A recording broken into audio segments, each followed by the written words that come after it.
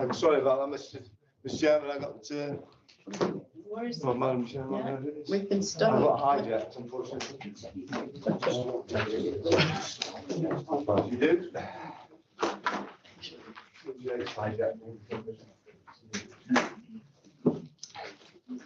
Good morning, committee.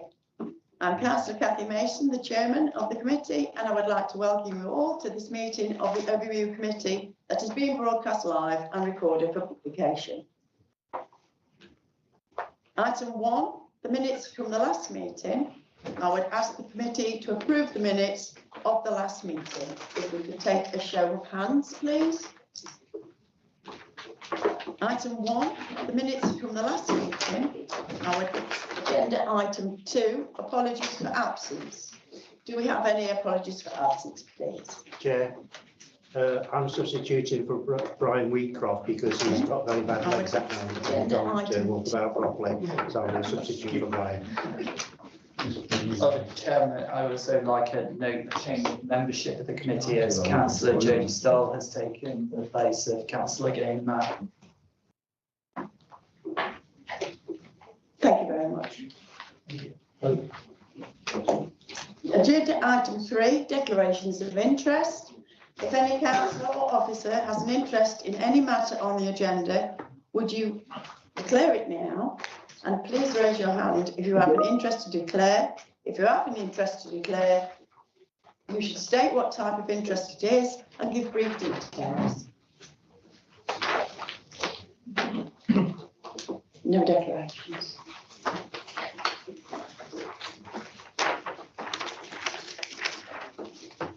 To advise me, oh gosh, to advise members that today's meeting has a very full agenda, and to ensure that all items are able to get the consideration that they deserve, it is important that members ask direct and specific questions and avoid making long speeches.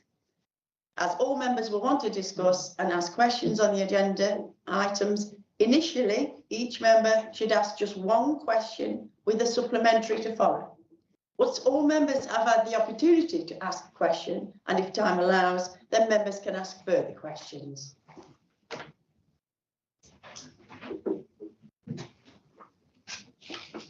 Agenda item 4, financial monitoring report, period 8, 25 to 26. I would like to note the report, which is on pages 11 to 30 of your agenda pack. And then I would like to ask Stuart Matthews, Cabinet Member for Finance and Resource, to introduce the report, please. Thank you, Madam Chair. The period 8 budget monitoring report that went previously to Cabinet in January shows a forecast overspend of 5.8 million is currently projected. There's only a slight change to the previous forecast. It reflects increasing pressures on adult social care services, demand from increased numbers and complexity of cases. In line with the experiences of other councils, continues to cause stress on the budgetary position. Underspending elsewhere in the budget helped to offset these additional costs. The detail of the significant under and overspending is set out in the report. Colleagues will see in the report that various actions that we are taking to manage the financial challenges. The report also continues to show the increasing pressures on the school budget due to increasing demand and cost in the high needs block. Colleagues will be aware that in recent government announcements on funding for SEND that were reflected in the budget when we debated it last February's full council. Sorry.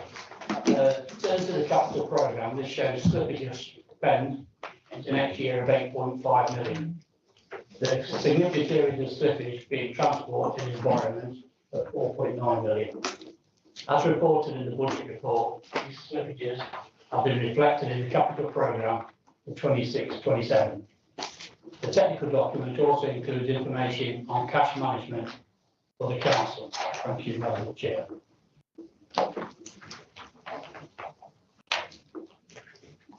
I would like to ask Gareth Moss, Group Manager of Finance Services, if he has anything further to add, please. Not at this stage, Chair, no, thank you. Then I would like to move the recommendations detailed on page 12 of the agenda pack and seek seconder.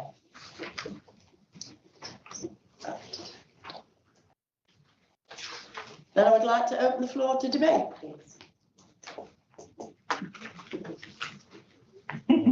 Is there anyone that wants to speak so they can ask at least a dozen questions? I guess it's me opening the basin You again. can ask my question anyway, that is for sure. Councillor Bestwick, and please, it is a full agenda. Yes, I will come back to you in time. Thank you. I'm referring now to the report to Cabinet. Thank you for your report, by the way, Councillor. So we note that the adult social care part of the budget is projected to overspend by 10 million. Yeah. And I note in paragraph 6 says there's an estimated £3.9 million worth of predicted growth for additional costs for new people. And then also in paragraph 7 says the senior leadership team recognise the scale of the challenge facing them and have identified certain aspects of the plan that will take longer to make a financial impact than originally anticipated. So my question, Councillor Matthews, is will these factors alter the timings of your projected £44.2 million savings? And if so, in what way? Thank you. Well, to say that we've not started till April already, so we're very confident that our 44.2 million plan will develop over the year. So I don't know whether Guy wants to answer any of the questions on the adult social care, on the extra costs.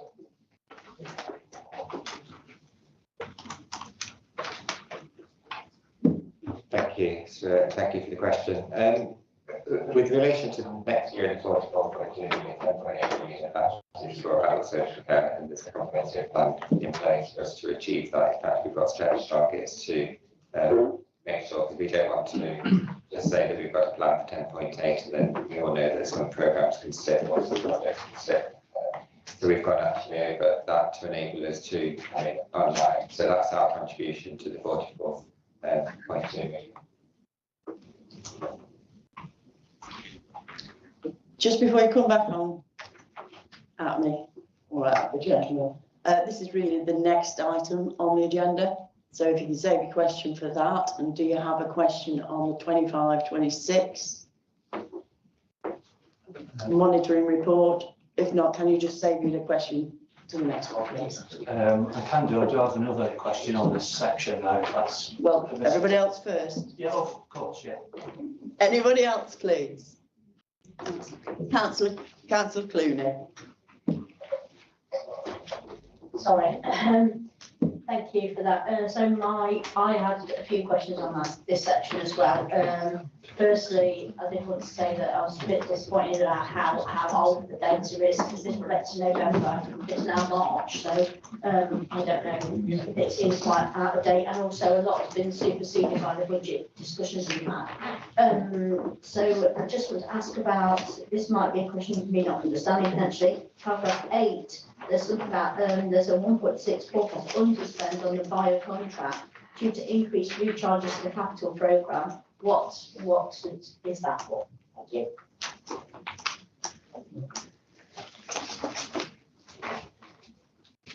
Chair, I think it's probably appropriate that I respond to those 2 points. I think, Councillor, the comment you make about timeliness is a reasonable one. It is actually addressed on page 11 of the report. And one of the challenges we have in presenting to overview is that the structure of cabinet governance means that the report needs to be received by cabinet first. And what the table in page 11 says is that this was the last report that was received by cabinet. So your point about time is a very fair one. There's not a lot we can do about that, but what we will do is take that away and just look at timescales to see if there's anything more we can do to get something more timely. So I'll accept that one. In terms of the the points you make about the minor contract understand. And I'll try to avoid slipping into detailed accountancy speak here. But the slippage is because things that we'd originally assumed were going to be paid by revenue can now be paid through the capital programme. So we've capitalised that work, which means that we're not spending it in revenue, we're spending it in capital instead. So that's caused the understand. Not more then. That was an accounting issue. I'm gonna, what sort of things have been able to be on the capital budget now? I need to come back to you with the detail on that, so I don't have that. All of the revenue, Okay. everything. It's a revenue budget. Any further questions, please? Councillor Wilmot. Thank you, Chair. Just one quick observation and one question. The first one, can I suggest to you that the 1.2 million overspend in civil parking enforcement is a lot of money to say that it's supposed to break even at that situation. I'm involved in the community service delivery plan of another council, and I find out that we were doing a 9 till 6 job, which was not getting down to the nitty gritty of the situation. What I'm saying is that the action that takes place and the problems with parking takes place at the weekends and of course at the 6 p.m. to 11 p.m. So I'm just want you to be aware of that, because my service now it used to be 9 till 6, now it's 11 o'clock till 11 o'clock at night where all the action's taking place. The question, I see you've saved 0.6 million on staffing in the SEND project. And of course, SEND users are one of our priorities in this council, as we all know. Has the project been fully delivered? Because if you're saving all that money, it's obviously officers that will be doing the job, actually doing the same job. I just wondered if there was the project had been fully delivered. Is the SEND and the report on page 16 and 17, which says that the overspend in higher needs budget, aren't they the same thing? A higher needs budget would be the SEND project as well. Thank you. Councillor Matthews, would you like to take that microphone? Well, the first thing, the parking, I thought parking was a borough in the town situation, unless I'm completely wrong. So for clarity. No, it isn't. No. I think it is, but on this one, the enforcement point, it's not an overspend on the budget. It's a failure, and it's a central government failure to implement the legislation to enable us to charge, and it's related to lane rentals. So it's not an overspend. It's a failure to get the income because of the delay in government policy. Correct. Councillor Bestwick. Oh, sorry. Sorry. Well, that's the send list. Yeah, absolutely. Very important. Hello members, so I'm Coyle, the Secretary for Children's. In relation to the SEND, because this report is running behind, it was in fact underspend on our education psychology service, which we have rectified since. Sorry, can you speak into your microphone? Can't hear it. Forgive me, can you hear me now? Yes. Okay, that's helpful. I was just looking at you, so I'll hear it right next time. In terms of the SEND money, that was an underspend in our education psychology service, which we have since rectified applications. Chairman, what the higher needs budget and the SEND budget, are they the same thing or are they a separate situation? Separate budget.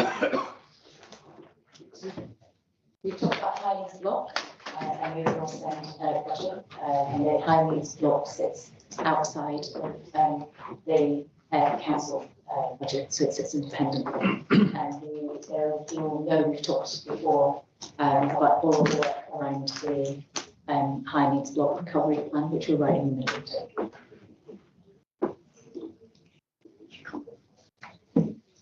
Councillor Esbury. Thank you, Chair. So just for clarification, the question I'm going to ask is in the capital report, which is part of agenda item 4. I know you said that the previous one was in the next report, but it was actually part of agenda item 4. So we are speaking about the correct thing. So I'm looking now at paragraph 25. It says the cost pressures factored into the council's budget may not be sufficient to meet the increased demand and complexity of demand in adult social care and the impact of the national living wage. So you may remember that I certainly mentioned at the Budget for Council and indeed at this committee that I didn't feel your 2% salary contingency was enough for the 2027, 28 and 2028, 29. On the basis of this report, do you feel that it's now time to review that and increase it accordingly?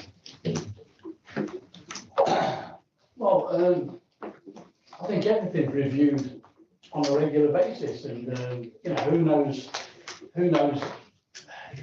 after the last 14 days, who knows what's going to happen on anything really. So all I can assure you is that with the officers and the committees, everything's reviewed on a regular basis. So that's the best answer I can give you, really, Councillor Westweek, an honest answer. So if you want to give you a fictitious answer that you'll come back to trick me up with, I can do that, but I don't want to do that. I want to be perfectly honest with you. Thank you. Anybody else would like to ask questions on this section? Lovely, we will move on to agenda item 5. Oh, sorry, Rebecca. Yeah, I forgot that. I would like to ask. Oh, sorry, Chair, I do have another question. Good job, I messed up, isn't it? Councillor Beswick. Apologise for everybody, by the way. That's all. I'm looking at the capital programme now, which starts at paragraph 27. I'm just going to pick out a few highlights. So if you look at integrated transport measures, so slippage totaling 1.2 million. Communities and public health slippage 0.7 million. Finance and resources slippage of 2.7 million. Active travel fund 3.5 million of funding will slip. Gigahubs project 0.1 million has been de-scoped. I think we'd all like to know what that means. Libraries and archives 0.7 million slippage. SAP replacement programme slippage of 2.7 million. So I suppose if I was a managing director and my department manager was coming to me with this, I'd be saying, what the hell's going off? Why is all these things slipping? Or is it a deliberate act to delay spending and create the appearance of savings?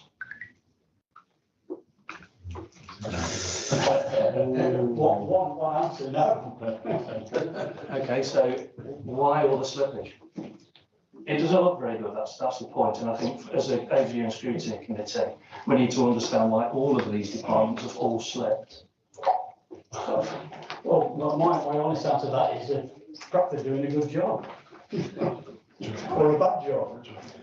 It's just that it affects services to residents if they're not being delivered. So that we need to be reassured that the services aren't slipping in connection with it. Every service has been delivered. I don't think of any services that have not been delivered. That's what we're here for, to deliver services. Can I bring Gareth Mossing on that? On behalf of the council's finance team, I'm actually grateful for the question because slippage on capital programmes, which happens in every single council, and I can say to probably a greater degree than we're reporting here, makes forecasting, particularly treasury management, very difficult. However, even this accountant will recognise that there are pressures and factors outside of the council's control that we can't affect. And I think probably the biggest ones are on transport, probably best if Derek gives a more detailed explanation of what some of those. Thank you, Karen. Morning, members. So from the perspective of a transport and highways perspective, I'll come back to the kind of giggle this project as well. I suppose the first thing is to put into context the overall delivery of our capital schemes across our transport and highways. And we reported in other forums on successful delivery of our highways capital programme through 2025 and 26. But there are circumstances where some projects will be delayed. Usually that's because of challenges that we face in a partnership setting or in a particular location with a particular scheme. Costs sometimes change, complexities of schemes sometimes change, and that results in a little bit of delay, and that converts itself into a kind of slippage in schemes. But I think the key point to make is that overall, contextually, we've delivered the vast majority of our transport and highway schemes on time and within budget too. I think it's also worth stating, of course, as members have noted already, period 8 is one point in the year. We're now in period 10, so those numbers will have changed. And of course, what we're trying to do is to, where we have got a little bit of delay, we're trying to drag that back. With the specific example of the Gigahubs project, that's work that we do on behalf of, I think it's 7 or 8 local authorities across the Midlands, not just the Eastlands, but across the Midlands. There have been some conversations with government around the contractual arrangements for that, because we're the kind of lead commissioner for a whole variety of work across the region. And a lot of that activity rests within our budgets as the accountable body. So where there might be a commissioner for slippage in a programme like that, and it's something we can follow up, but it may well not relate to activity within Nottinghamshire, but across the broader region. Thank you for that explanation. Councillor Sam Smith, I will make you my last question. Thank you, Chairman. Some would say save the best to last, but you'd be misleading the committee if you said that. Page 20 of this report, I was going to ask a question on the fact that bullet point 1, where it says about the cost pressures factored into the Cabinet Council's budget may not be sufficiently met, and then it goes on to say because of the increased demand in adults and children's, and it made me smile because everybody, including my 4-year-old nephew, would see that coming down the line. But then in the efficiency programme that the administration has put together, they're expecting £21 million savings in those departments, which made me smile. But I will save that question for the next item, Madam Chair. Just turning to page 24, which is the budget and forecast for capital receipts. Obviously, 25 and 26 was very high because of the top brigade that we've delivered. And then it decreases gradually over the next 2 or 3 years by about £20 million. There's a gap. And I asked this question last time, and so I'm asking it again, of what plans are going to be put in place to make sure that that gap or drop doesn't actually come to fruition, because we've got a year to beef up the selling of assets to make sure that there isn't that £20 million drop. So just a question on that, please. And I'm not trying to trip anybody up, by the way. Well, capital receipts are, as we know, over the last 8 years have been difficult. You know, you look at the last 8 years, £81 million has not been delivered on capital receipts. But if you looked at our budget and then you looked at your budget, well, I think you put capital receipts of 120 million. It's our top priority, Sam. You know, we understand we've got to be more proactive on the capital receipts, and we have a programme for that with working with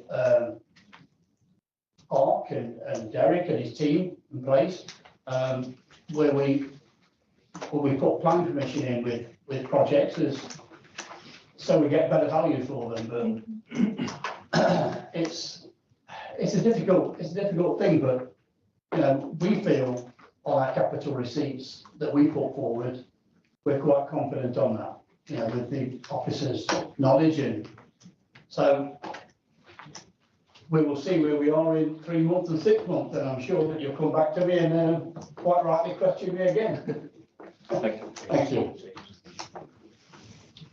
Yes, James. To add to that, only a small effect, but all the additional planning that we're putting on these assets will make them more attractive. And that puts that planning in our control rather than the developer's control. So we have some confidence that, whilst it's difficult, you've seen it yourself, and I'm not repeating what Councillor Matthew said, it is difficult, but we think we've got different plans, different tools to deliver this best. Right, committee, if we take a show of hands on those recommendations on agenda item 4, please.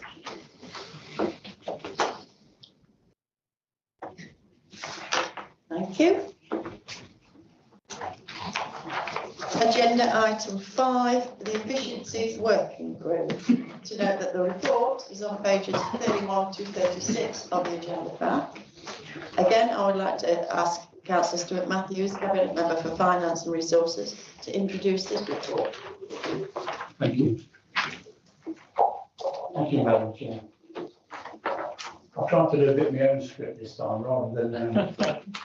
I must say, you've answered more questions today than the past 6 months. Well, you know, I'm learning, and I'm learning from everybody, so I'm pleased with that. And I took Bruce's comment about not having a pre-written script. So this is half my script, so please bear with me. As I agreed a while ago, therefore, set a working programme on this committee. This report is to provide an update on the overview committee on outcomes from the initial work to the Cabinet Efficiency Working Group. The timing of the report follows the Cabinet and then full Council report that's set out in the budget 26-27. That refers to the outcome of this members' working group. I know some colleagues often refer to continue asking for this report. This personally baffles me a little bit, as it was set out clearly in the work programme for this committee once the Cabinet approved the creation of the working group last summer. The report reminds all the terms of reference for the efficiency group in the budget and major successes in identifying savings plans of 44.2 million, which, if you can remember, also we put a contingency at 20% as a soft landing. This was approved at full council meeting in February. The development of the portfolio changes programme require a review of the financial challenges facing the council. In some detail, it also identifies some of the more specific areas to help colleagues understanding. This identified areas are budgetary concerns that requires further work, and there is still plenty of work to do as we go along, such as the coroner's service.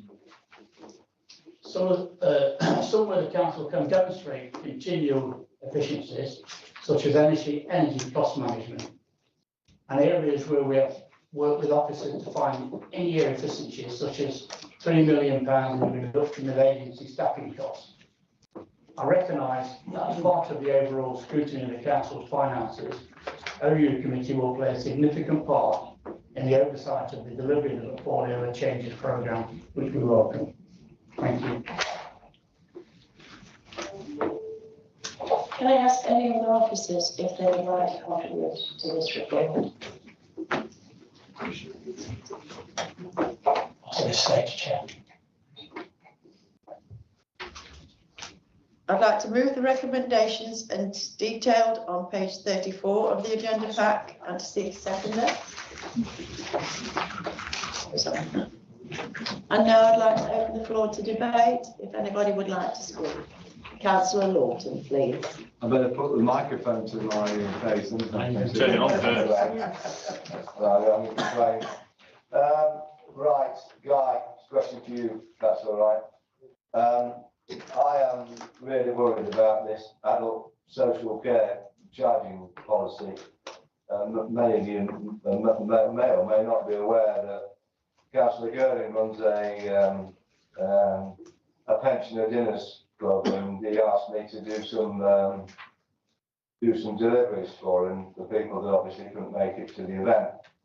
And I went round with the dinners and came across 2 adults out of the 6 deliveries that I made that required support. Increasing the charges, as I said at full council, at the budget meeting, may well have the impact of stopping people accessing our services on the basis of those charges. And I just wonder what work you are doing to ensure that does not happen to our vulnerable adults across the whole of the patch. Thank you.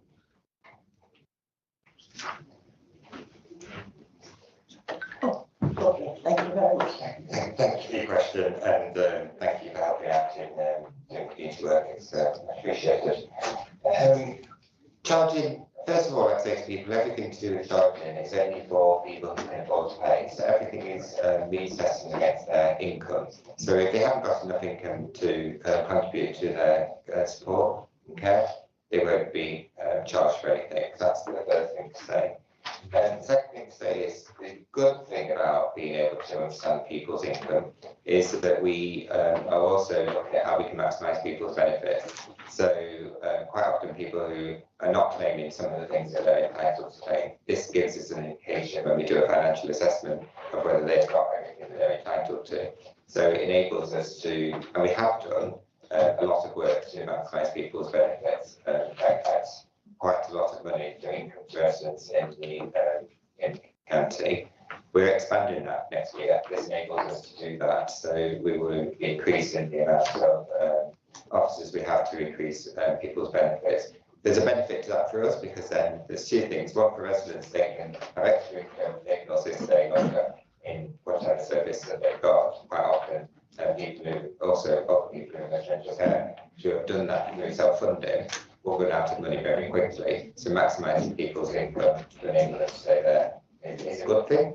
And it means that we also then, when people are being assessed as being charged, that income will be considered as part of their financial ability to bring income into the council to put back into the budget for adult social care. So, I mean, I would advocate also that actually we should be doing a regular review of the charging policy year on year, because actually that prevents people from having high increases when it comes to a point where we need to. Income is a very important part to understand the adult social care budget. It makes up a lot of money that contributes to the overall budget, probably between health and income from residents. The 407 budget that's just been through council, the gross budget becomes nearly 600,000. So there's a lot of money that is on top of that then comes from income, either through residents who can afford to pay or through income from health. So both, when you look at the budgets for adults, you have to look at income as well. Thank you very much. That was very something. Councillor Matthews. Yeah, thank you, Guy. Yeah, and I think that I've got some notes that I went through this one the last, when it was mentioned, I think it was Councillor Wheeler who mentioned 1.5 million extra cost. I think the biggest problem this has been that over the last 9 years, nothing's been increased in any shape or form on charges. And I think That's why we did it. well, Councillor Bestwick come on about a business. Any business would have picked that up.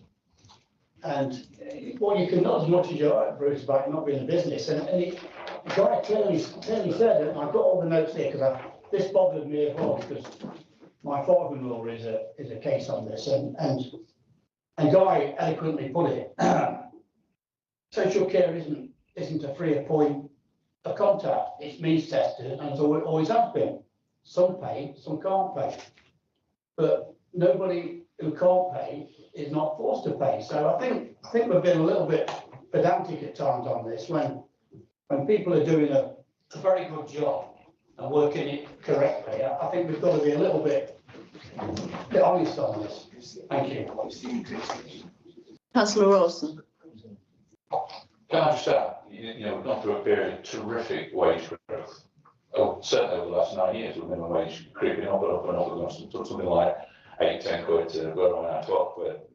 These services cost money. I want to provide as much as possible to all the people in need. But if I'm not putting the costs up for 9 years, that's robbing the people that do deserve getting their services for free. So I understand your point, but we can't, nothing comes for free in this world, and we put the protections in place, as been mentioned 2 or 3 times now, to make sure only those with the broad shoulders will be asked for a little more. Guy, I may have the wrong end of the stick here, but some of these charges that have been increased are actually charges to assess people for adult social care, are they not? No? Absolutely not. You don't, assessment is free and then it's a universal service for everybody. Thank you. Councillor Wilmot. Thank you, Chair. I've got 4 questions, but I'll do the first one and then this time later. Yeah, okay, thank you very much. I've noticed in the efficiency working group has been now in existence for 9 months. You say that working with Wire, you've planned an efficiency savings plan with Wire, which will contribute to the overall savings plan. And yet you're going to increase the workforce by 12 extra teams for road maintenance. I just wondered where the savings are going to come from. Councillor Matthews, do you want to? No, Derek's going to pick that one up. Derek, thank you. Thank you for the question, Councillor Wilmot. So, as far as efficiency savings within VIA are concerned, we're largely looking at generating efficiencies through back office savings in VIA, not frontline savings in VIA. So, the idea of additional investment in plastic games, for example, doesn't detract from the savings that VIA will be looking to make and are relatively comfortable with making in back office and administrative arrangements. Thank you. Councillor Stott. Thank you, Chair. Section 4, Section I, the statutory coroner's service provision, which we've reviewed. Probably as much for my own morbid curiosity as anything, but I've noticed here that it mentions here the ever increasing costs of the service. Now, I'm guessing here there's nothing that we can do about these costs. There's no other service that we can provide. So, is it even worth reviewing that? And what are the causes for the ever increasing number of investigations? And, ultimately, is there anything that can be done about this? No. It's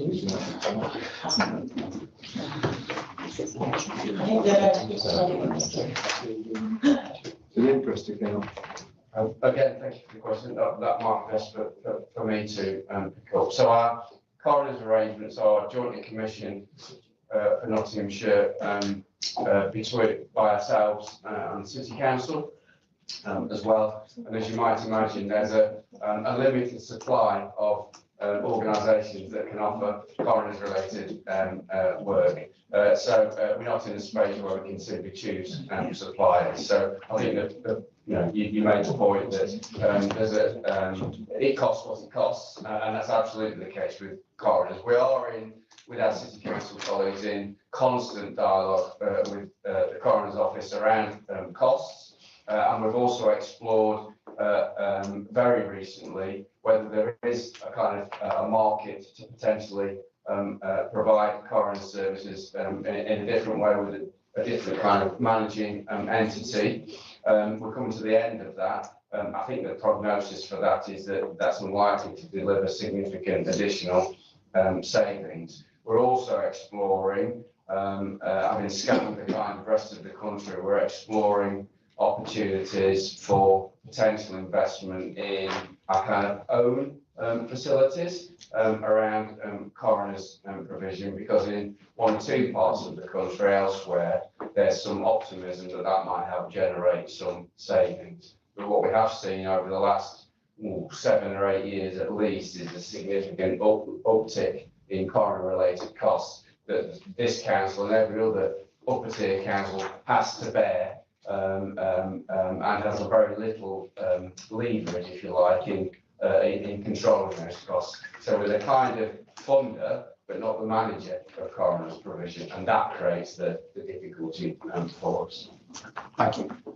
But Madam Chair, if I may, just very quickly, I mean, I was part of the coroner's panel as far as the coroner's concerned. The unfairness arrives in the fact that we pay on a percentage population basis. So the bill is on a percentage population basis, but the actual need isn't. So the need as far as the county is concerned is less than what the city is, but the city pay less. If you see where I'm coming from, that's where the unfairness comes in the process. Councillor Smith. Thank you, Chairman. I've got two questions and then a procedural thing, but can I do the two questions first, please? They're very quick. Bullet point 2 says that on the 23rd of June, Cabinet approved the establishment of an efficiency working group, blah, blah, blah. And then bullet point 1 below paragraph 2 says to identify and implement in-year, very important, in-year efficiencies. So we've got 6 weeks to go of the 25-26 budget. Can you tell me what in-year efficiencies you've made, please, and a value to that? Thank you, Councillor Matthews. Paragraph 6, reverting back to the question that you wouldn't allow me to ask earlier, so I didn't, mentions about the portfolio changes. And on page 33, the first 2 bullet points are all about children and families, being a family first partnership and adult social care. All the change that we're trying to implement, and the team do a fantastic job of implementing, is to mitigate the cost of existing demand. But as we highlighted in period 8, demand outpaces, growth in demand will outpace and has outpaced it for the many decades that this council has ever had the responsibility for those two things, has always outpaced what mitigations you can put into the cost. And that's fact, period 8 in your own report says that. In fact, I'm really good friends with a chap called Mel Shepherd, who was a cabinet member for adult social care well before I was born. And Councillor Cutch used to say to him, if you don't sort it out, adult social care is going to cost this council more than the budget we've got overall. And it's still the truth today, hence why we do all these saving measures. So is that, the question I'm trying to get at, is that why you built 20% contingency in then? Because you expect it to be absorbed by children and families, because period 8 report makes it absolutely clear that it did last year or the current year we're in. So they're the two questions, and I've got procedural thing. Thank you. And a story as well. But thank you. Councillor Matthews, would you like to? Yeah, I'll answer one or two. I mean, the efficiency, you know, I keep beating on about the 3 million you saved on agency staff. That was a priority, which will have no effect on the services at all, because basically we're just swapping agency staff for full-time staff, which is good. On the other question, I don't know if Gareth wants to answer those. They're a bit more technical than me, so. I think the inclusion in the council's budget of a contingency for non-delivery savings was a reflection of prudence. Yeah. Some of the challenges that we faced, and I think you alluded to them, Councillor Smith, on delivering some big programmes, meant that it was sensible and responsible to hedge against those by including that 20%. Whether that will be too much, about right, or too little, then I think perhaps this time next year we can have that discussion. But I do think it was a prudent and sensible thing to do. So it's not Councillor Rawson, do you want to answer that question? I'm not, apologies, I'm not sure whether it's the last question, but I know Councillor or what the point is I'd like to make. Councillor Smith, you make a very good point about incremental volume. It's something that's outside our control. We do our very best to forecast it. You can never get that number right. And given the pressures to try and deliver it, you know, to deliver the numbers, very often, you know, to hit the numbers is exceptionally difficult. But what is important, the savings that we're all looking to make on STEM, which, as you quite rightly pointed out, are the children that we're already looking after. Any of those efficiencies that we do deliver, of course, will be rolled on to the new entrants into the system. So it doesn't make sense that we're working on what we've got and we can't control the incremental level. Councillor Matthews? And on one other final efficiency, which you know, I've personally been working on, which is a bit sensitive. So I can't give too much away at the moment, which will also bring a good efficiency saving in the next 12 months. But Put it on your whiteboard. I'll actually bought a photograph to show you. Very good. Inside joke. Well, I knew he'd seen it, that's the point. Very good, thank you. That was epic. And the man behind us. Gentlemen, I thought I'd be second. I've got a tight meeting. Thank you. Sorry.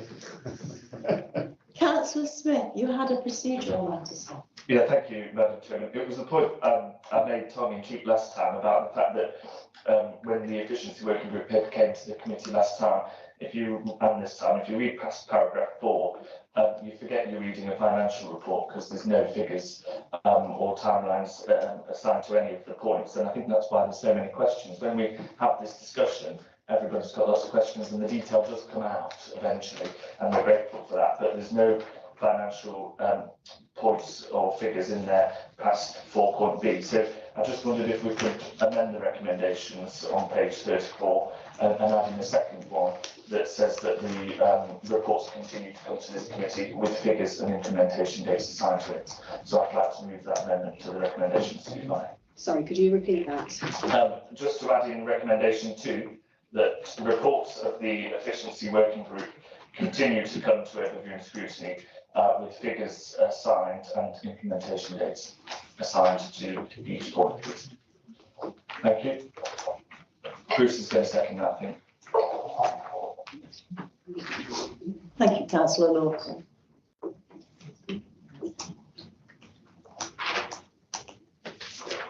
Last one, I promise you. Councillor Matthews. Yeah, I think that's that's a good point, and that's noted. Yeah, thank you. Thank you. Sorry, Yeah, councillor Liz. Sorry, Councillor Clooney. I'd also like, I know this is a rare thing, but I'd also like to second that thing about the figures and the distinct lack of figures in this report. But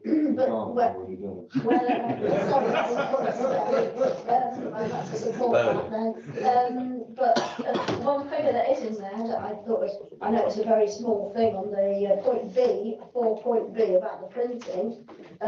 You're comparing staff. You're comparing printing, that you're reducing printing to £28.26 per FTE against printing costs of most businesses of £725 per FTE. That seems a massive amount of for printing costs. So I don't think you can call that a massive saving, because surely £725 sounds absolutely enormous. But also, I'd also say a bit disappointed with the lack of actual savings that we've made this year. If the 3 million on agency staff sounds like is the only tangible thing we've got. Thanks. Councillor Rawson. Just come back on that. Apologies if I'm misinterpreting it, but what it was saying is the typical printing cost of any business is £725 per FTE, and ours is running at £28.26.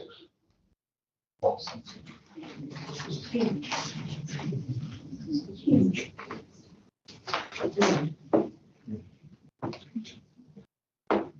Okay. Councillor Bestwick, you had a question, sir. Thank you. I've left myself till the end and everybody's stolen most of my thunder. So I just wanted to look at the list of savings, or list of reviews, as it should probably be better described. Again, to the cost of repeating myself, people have said there's no detail and there's no numbers here. I was going to give you credit for saving money on the photocopying, but £725, I don't know what businesses, you must have very rich businesses in your accounting company, Councillor Rawson. But if we look at some of the list of the work that's been going on by the efficiency working group, item C, review, item D, review, item E, continuing on our journey. Item F, review. Item G, review.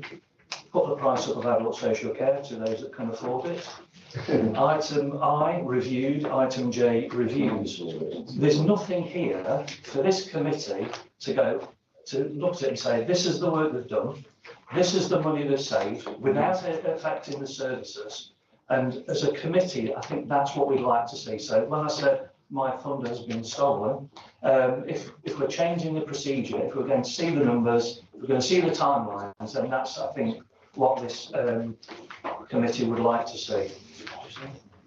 And only one question. Thank you. It's more of a statement. Do you want to come in at that, Councillor Matthews, or shall I? Yeah, well, all the results are in the budget, and we agree with what you said originally, first and seconded, so we're happy with that. Perfect. Thank you. Councillor Wilmot, you had a question. Three of them have already been answered. It says that you're going to save £3 million in agency spend. Does that mean that you hired more permanent staff, or so you're able to cut the use of agency staff? Or how have you actually done it? You know, if you can give some more meat on the bone on that issue, please. Thank you. Councillor Matthews, I know you said it once, but please. Yeah. Well, I'm green now, so. Basically, we looked at how many, the overflow or the overstay of agency staff, and we checked. Some were staying up to 3 months, and now we review them every 14 days for how long they're into the system. And as you perhaps know, in this area, we have an awful lot of universities who are training social workers. And we're bringing these sort of people in who are qualified to work for us full time, who are half the cost of an agency staff. So that to me is good, sensible business. Councillor Rawson? And just after that, of course, to a great degree, the agency savings are offset by new FTE, but of course we're saving the agency fee, which is quite substantial in places, particularly at the point of negotiation. So that's a key element of the differential. Do we have any more questions on this item, or shall I get Sarah to read out the amendment so as we can vote on that first, please? Sarah, okay. Okay, so just to repeat, the amendment has been proposed by Councillor Smith and Councillor Lawton, that there be an additional recommendation that reports of the efficiency working group continue to come to overview committee with figures and implementation dates included. So if we want to vote on the amendment first. So basically, I want a show of hands in support of Sam Smith's motion that was put forward, seconded by Councillor Lawton.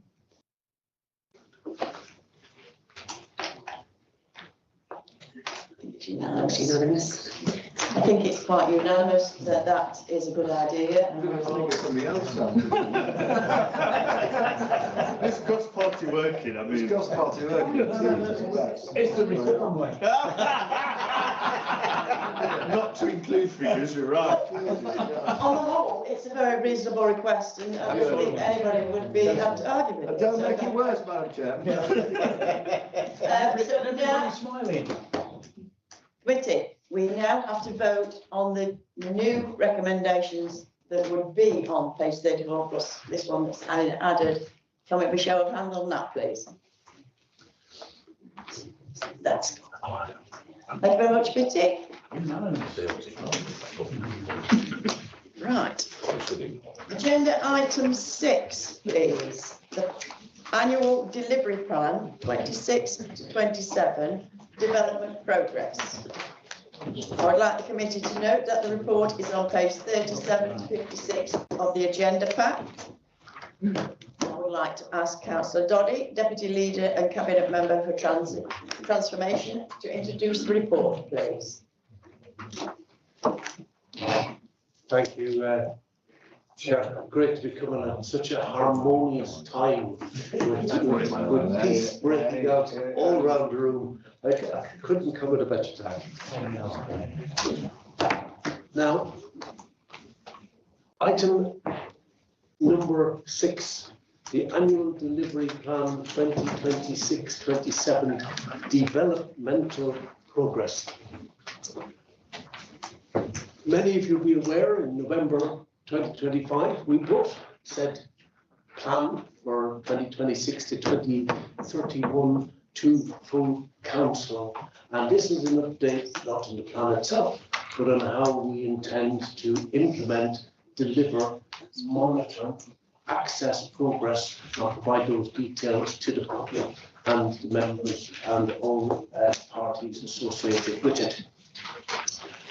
The plan will track what we do and make that visible in the best way possible. When we put out the plan, we talked about stronger families, rooted in communities, in a connected council, a council that listens, a council that learns.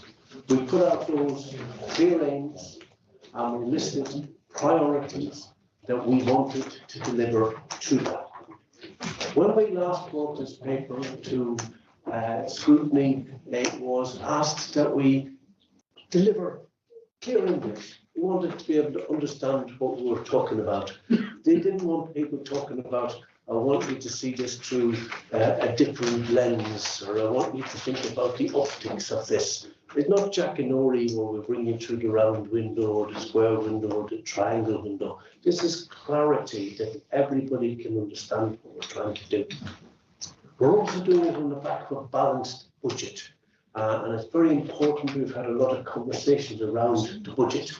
And I think our success, and you'll see it through our priorities to keep people safe in their own home, measured against the progress of those people who are admitted to residential care and nursing care. And that in itself will be a validation of any changes in costs that we make to people in their own homes for services that we provide to them, because we'll be measured by the success of how safely we keep people in their own home. Budget, absolutely crucial. We just spent an hour talking about it, and you can see how that will be directly replicated through the success of the plan that we care to develop.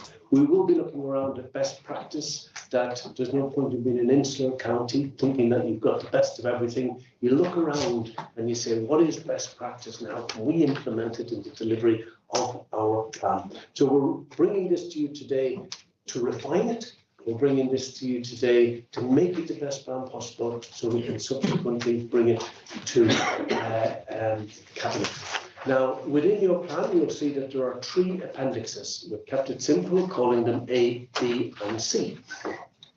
Appendix A is the aims that we've got out there, such as we want to have more foster care. Appendix B is the indicators. How will we measure that we've got more people in foster care? And Appendix C is an example of best practice from around the globe. And we've decided to settle on best practice from a place called the world. So this is the paper for today. It's how we're going to take the approved plan, how we're going to implement that plan, how we're going to measure progress, so as we can say, are we winning, are we losing, how are we doing in a clear way, in clear English, using best practice, and report back to you on a quarterly and annual basis on that progress against all of those aims. It's a paper which I'm delighted to get feedback on so as we can make it even better, Chair. Thank you. Thank you, Councillor. Lucy, would you like to add, please? So just a couple of specifics, if that's okay, Chair. So really keen for members to, as Councillor Lewis described, look at the proposed actions for delivery of the plan in the next financial year. So as Councillor Lewis described, that's in Appendix A. So this is work that we've done with the administration and the officers to look at what would implementation look like this year. So both in terms of the actions that have been described and also whether we're achieving that ambition of plain English sufficiently. We're doing some work, again, drafting on the impact measures. So how will we know whether we've achieved, not just have we made the change that we said we would, but what impact does that have for residents? So there's some proposed measures, some draft measures that we're working through, so your reflection on those. And as Councillor Dudley describes then, in terms of the way that we will report progress to you as overview, feedback from you on how we can make that reporting accessible so that you know, you're able to understand what it is you need to fulfill your role. Thank you, Lucy. So committee, I would like to move the recommendations and as detailed on page 39 of the agenda pack, and to seek a seconder. Jody, will you do it? I'll second. And then I would like to open the floor to the debate, if anybody would like to start us off. I'll start off. Councillor Lord. Yes, I'll start off, Madam Chairman. There's no discernible difference between the one I wrote and you wrote. So anyway, that's part of our, I just, but no, I am going to talk about page 2. The top of the page 2, well, I'm going to make a comment and a question, if I may, Madam Chair. I mean, my comment, first of all, is helping more people, right at the top of the page, helping more people, particularly those with care and support needs, to live independently in a place they call home. You will have noticed that our budget basically figured on this particular issue, far more than yours did. It's just a shame you didn't vote for it, but there we go, which is right, fix comply. But the real issue I wanted to talk about is the third the third box down, but it says listening to our communities, involving them in our plans, services and the decisions that impact on them. Unfortunately, Councillor Dudley, you haven't made a very good job of this up to present. This needs real improvement. And I'm just going to use a quick example. The recent decision of the Cabinet on Cornton School. I've got 7 parents with SEND children in this school. And all that happened to them was they were sent a questionnaire by this council. They have no idea where their children are going. The Cabinet member, rather callously actually, talked about the schools in the surrounding area taking these children. But actually, when you talk to those schools, they haven't got a place. They've got no provision. I think we've failed in this opportunity of engaging with these parents effectively, and I look forward to an improvement in that if ever it happens in the future. Thank you very much. Councillor Doddy. Thank you, Chair. I think, Councillor Norton, I opened my discussion by talking about keeping people safe in their own home, and I particularly mentioned the metric of the number of people being admitted to residential and social care as a direct reflection on the success of the economics around adult social care. If by charging increases, those people who can afford that, that money comes into the system, that money allows us to continue to provide a high level of services for those other people, and we keep more people behind their front door, whatever that door may look like, within the community. That is the validation of success. And we're happy to be measured by that. We'll be clear by that. We'll be absolutely happy to be brought to boot should that be necessary. I think in terms of the school, it was debated clearly at the last Cabinet. It was clearly shown by the Cabinet member that sufficient places existed around. All of the schools that were surrounding it had the skills that were necessary to provide special educational needs to the pupils, as indeed is the case in schools throughout the county. Training throughout the county for the teachers through the provision of care. And you will know that the government's position is inclusivity. It's about bringing more people back into mainstream care. It's about actually providing the best of services in mainstream care. So we completely reject the suggestion that people are not consulted, involved, and that adequate provisions have not been made. They were made extensively and was explained to you very eruditely by the cabinet member at cabinet. Thank you. I'll show you some emails from the parents. Councillor Bestwick, you wish to ask a question? Thank you, Chair. Councillor Doddy, in your introductory preamble, you suggested that we might be able to help you make your report even better. Yes. So a suggestion, if I may, on Appendix B, there are, you have a kind of a column that says good is, and then it's up, down, up, down. Is there a possibility that some of those could be turned into numbers? So, for example, percentage of children attending with permanent exclusion, the example says down, but could that be turned into a number? I think that would help us all, the whole committee, to understand rather than just up, it's up 20% or up 0.1%, there's a big difference. So that's just a suggestion. Thank you. I think absolutely perfectly reasonable suggestion, and I think that it sometimes changes the impact that it has, because percentages can often look good, and yet the gap in figures can be quite huge.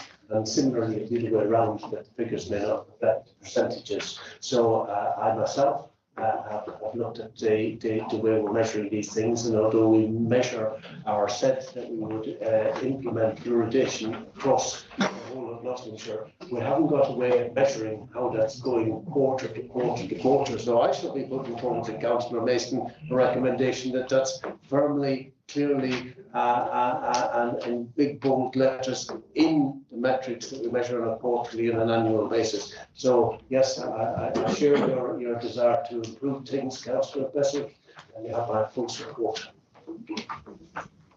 Thank you. Is there anybody else who would like to ask a question? Councillor Wilmot.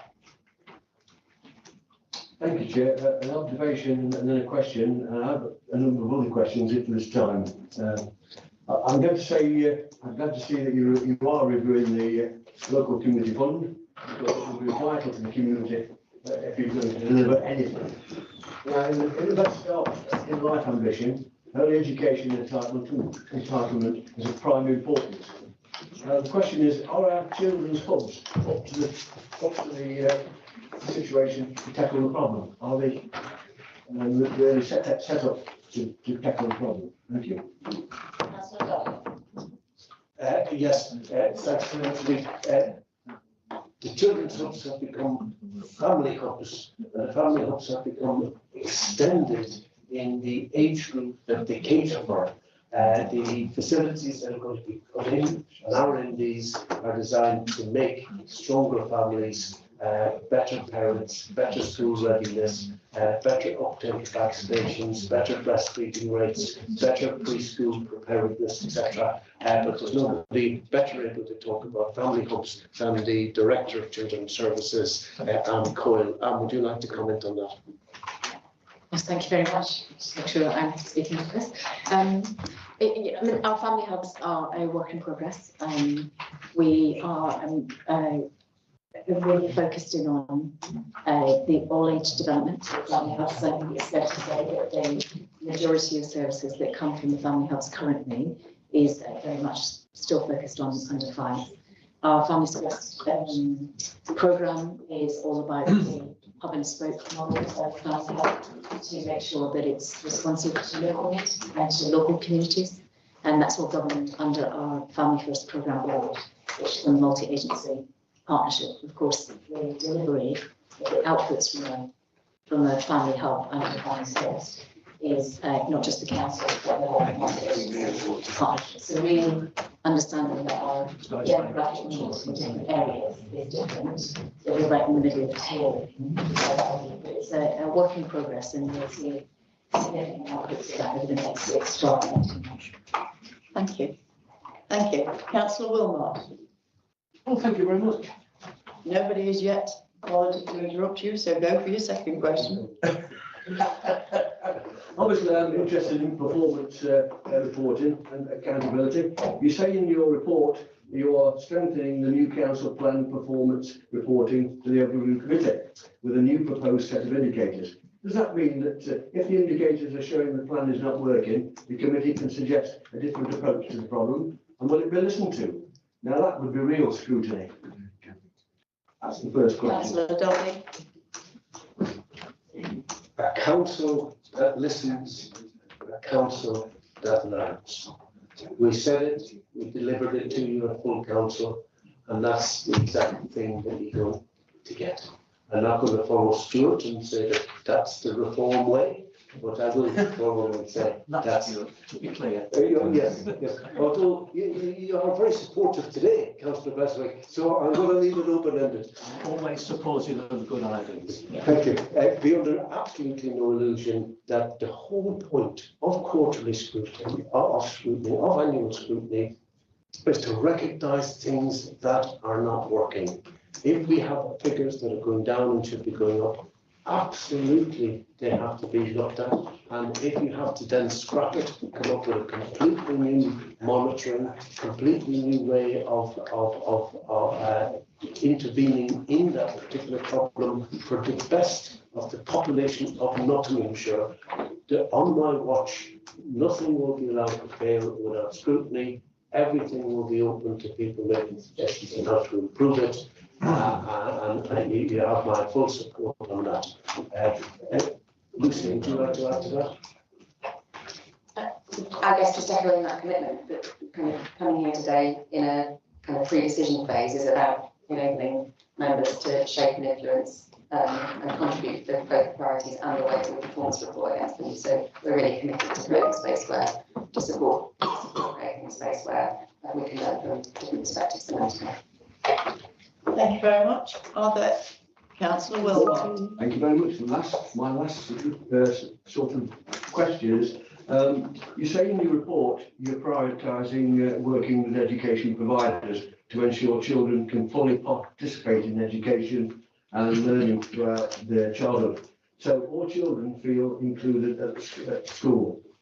Now, how is that going to work when actually most of the schools you don't have a say in what actually happens? They're not under this council in any way. I just wonder how you're going to involve them in making a decision on what you would like to happen. Thank you. I could ask Anne to come back and answer on this one. I was going to get you to ask me to ask Anne. Well, I mean, that's the way the council works. well, I've snuck out on you, and we've actually had an eye contact across the room. Okay. Sorry, Go directly to Anne. Thank you very much. It's a really good question, actually. A lot of what we do is we have to use a lot of influencing powers. We have got some, I as a statutory director have responsibility, statutory responsibility around school attendance. And you'll rightly point out that whilst you have all the responsibilities, sometimes you have no power. But so we execute that in many different ways. We know that children being in education and having a successful learning and education experience, particularly poverty is an issue, is an absolute path out of poverty for generations to come. So we've got some really great people that are integrated to children's services. This isn't just an education issue, it's a community issue. It's about supporting parents to understand they're strong enough to be able to help some of what can be at times some of the troubled teenagers about being able to engage and working with schools to make schools an inclusive, welcoming environment for children to want to go in.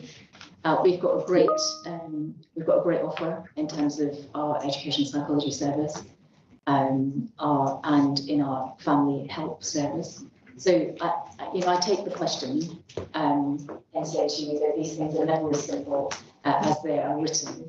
It takes time. It takes lots of relational practice and lots of working together with leaders in an education setting, whether they're in mainstream schools or academy schools. The reporting mechanisms about that are really important. It's one of our obsessions in our integrated children's services system that school attendance really matters. And we believe that we no longer talk about part-time timetables, but real integration timetables for children. So I welcome the question, and I welcome coming back to you and showing you our progress on that. I would just point out it's a national issue around school attendance. We know that in the aftermath of COVID and some trauma that's happened for children, but we are doing lots of work around trauma and informed education. Hopefully that helps to understand the issue. Thank you very much, Anne, for a very comprehensive answer.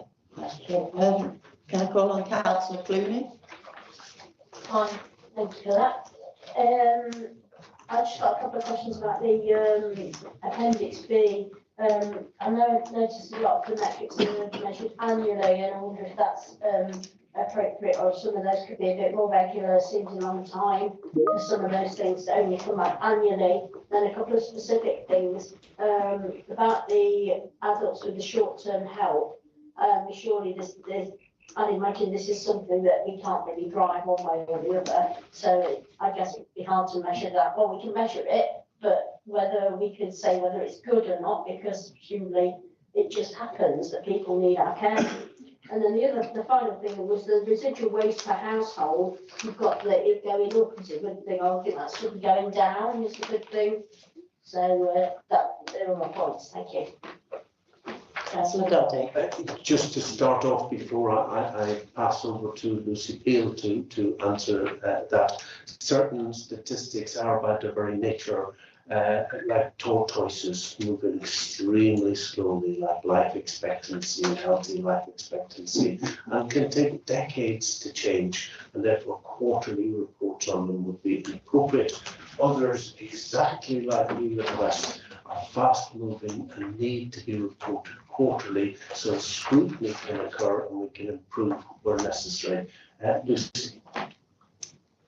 Thank you. So I think in terms of that question around reporting frequency, so some of these figures in the proposed set are benchmark national data sets, which in order for us to be able to compare with other areas are only collated on an annual basis.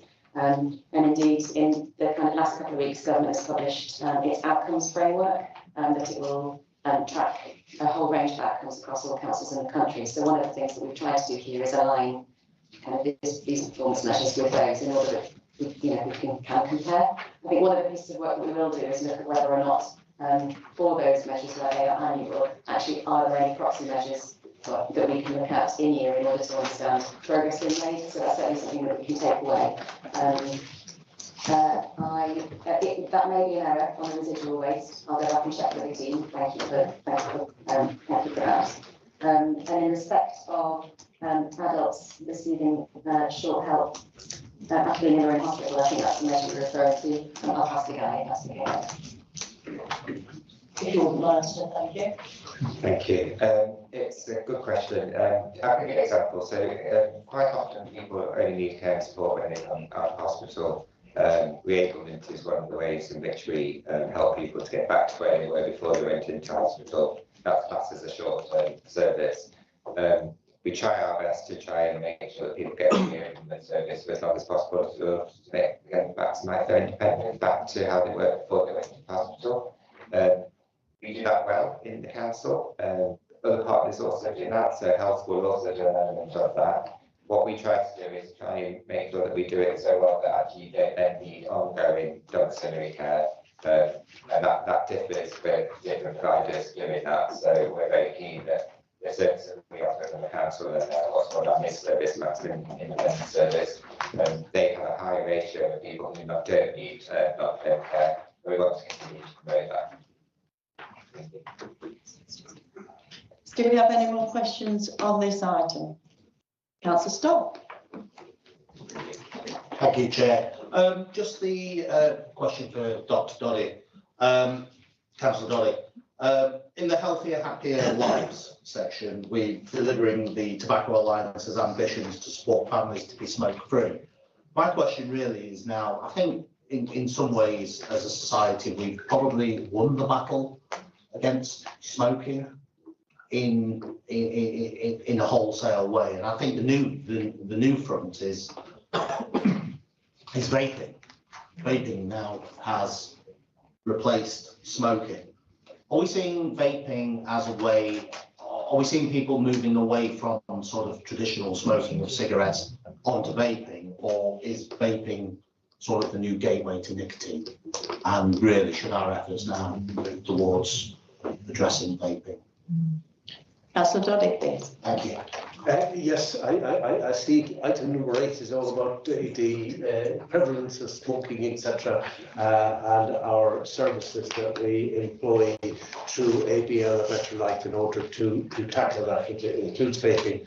And I'm delighted to say that for the first time in history, the number of smokers in the country fell below 10% to 9.9%, although there are pockets where it's higher and lower. If you go to this like Hyson Green, it could be 25%. If you go to smoking in pregnant women, which if you go to Mansfield in the north of the county, can be up to 13-14% compared with national average 9.6%. When you go to Rushcliffe, where it's nearly less than 5%, which is considered to be a smoke-free society. So we have actually parts of the country you could almost classify as smoke-free, less than 5%. And then you have other pockets, often socioeconomically determined, that are stubbornly high in that instance. But it is a true success story from the 1960s, where 40% of people would probably smoke, and it's come down below 10%, 9%. So we're on the way to a smoke-free society, no question about that. I would like more smoke-free places. I would like more areas destined for non-smoking, and like all the grounds of hospitals to be smoke-free, etc. Now, in terms of the vaping was only ever brought in and approved by this council as a measure to assist people to stop smoking. Vaping has no indication as a measure to be introduced in any other condition as a first-line intervention in anything else other than an intervention to stop smoking, an aid to stop smoking. You're absolutely right. For the first time in history, the amount of people vaping in society has actually gone above the number of people who smoke. And that's in itself potentially all that you need to know. As an indicator, increased vaping is bad. And this is obviously the next big challenge that's out there for public health. People who have never smoked, children, 11, 12, 13, loving the flavours that are out there, loving the way these products are marketed.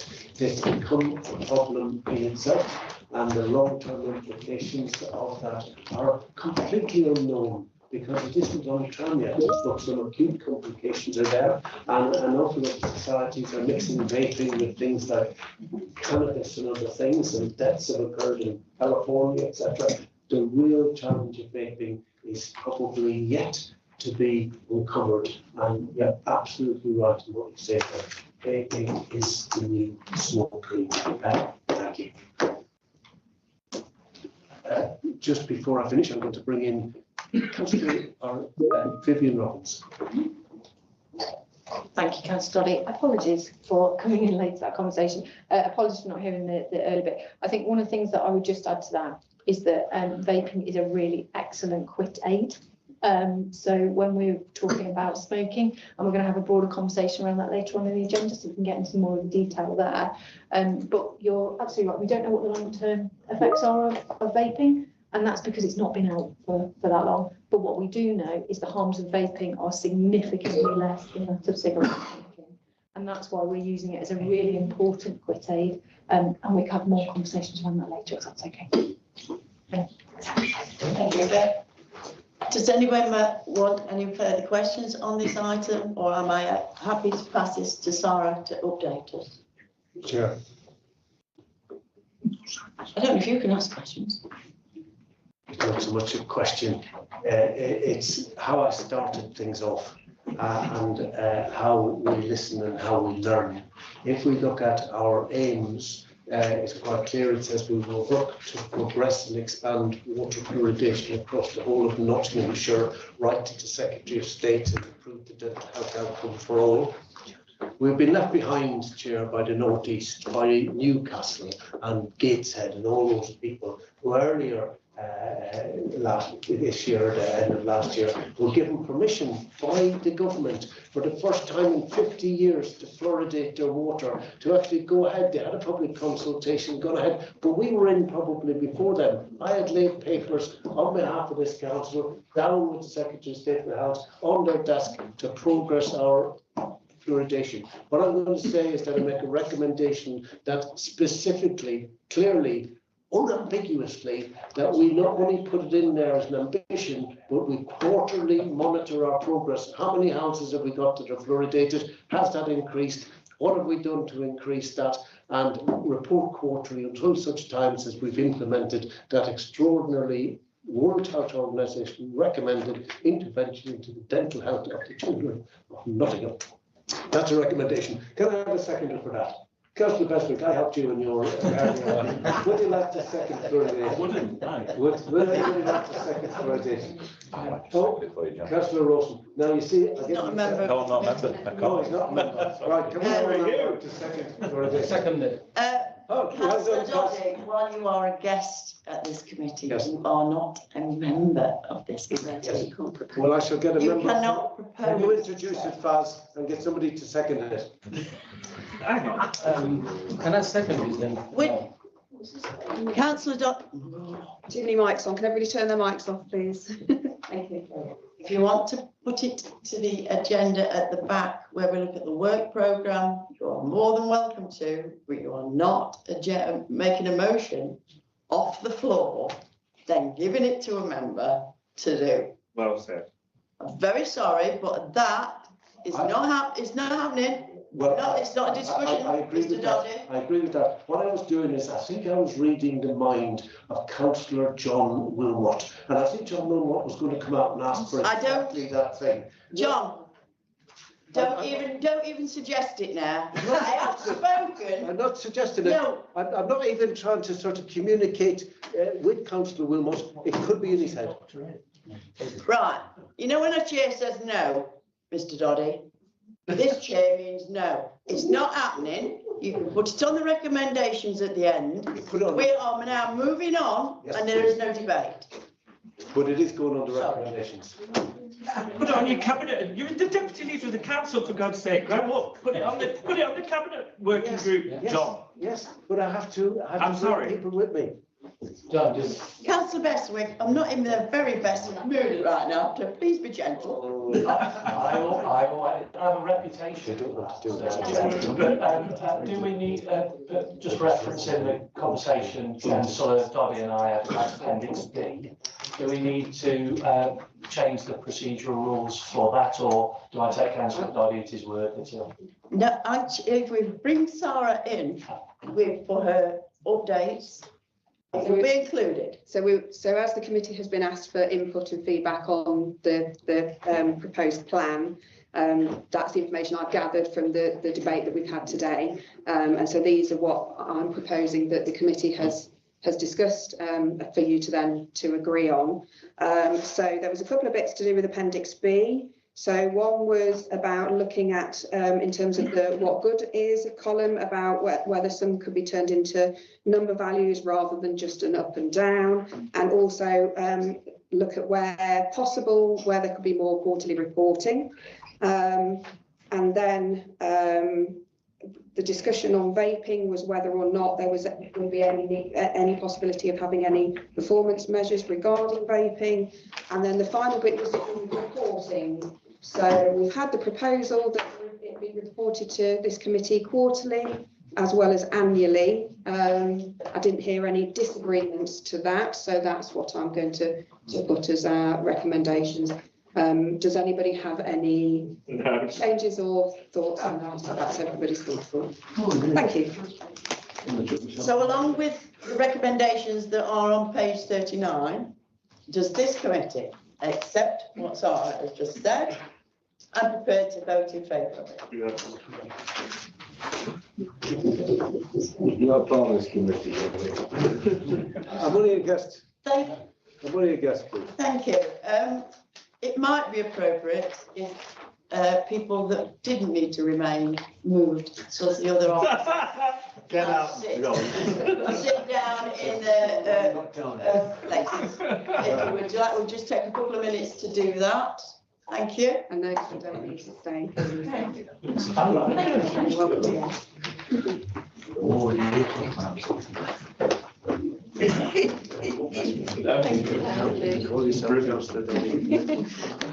Those would be big shoes to fill. Is this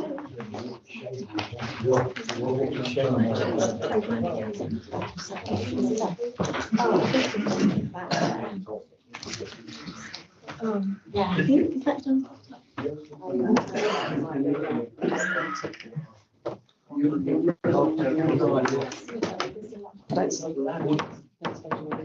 when you were innocently going into it, you have done nothing. It was, that was right. Councillor, did you want to come up as well? I will read after this, I'll just say that.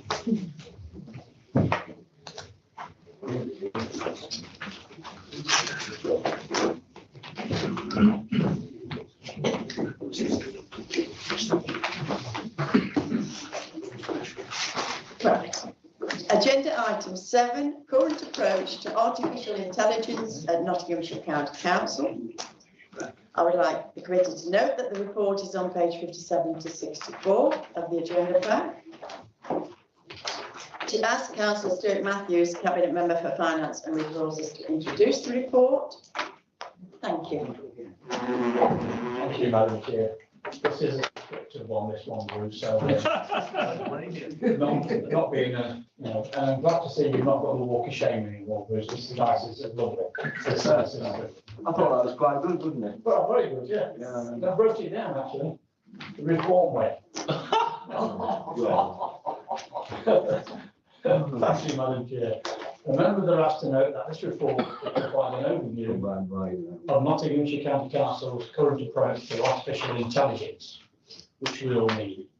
The report sets out in plain terms what we mean by artificial intelligence, the different types of AI being used, and how the council is already applying technologies in a controlled and responsible way to support staff, improve service delivery, and ultimately deliver better outcomes for residents.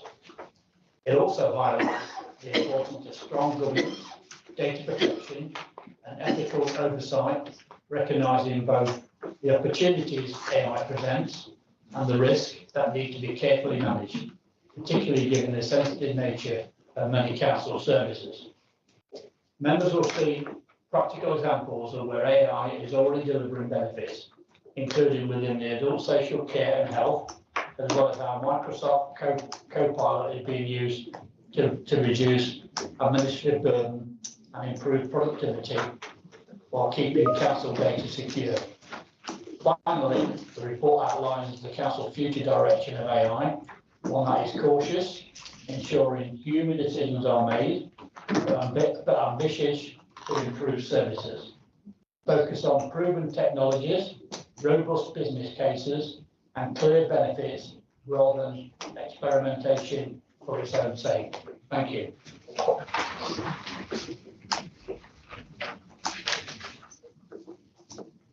Thank you, Councillor Stewart.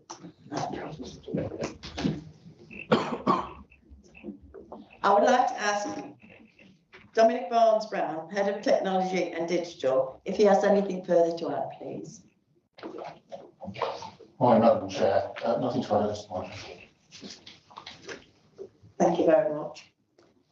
So I would like to move the recommendations as detailed on page 63 of the agenda pack and to seek a seconder. And now I'd like to open the floor to debate. Councillor Sam Smith, please. Thank you, Chairman. I think this is fantastic, really good, and the fact that it's reducing staff's time on hour by a reduction of 28% is absolutely brilliant. I went to the doctor's the other day, and the doctor used AI to record the conversation, and it wrote the notes for him. He can move on as soon as I walk out the door and the next patient walks in.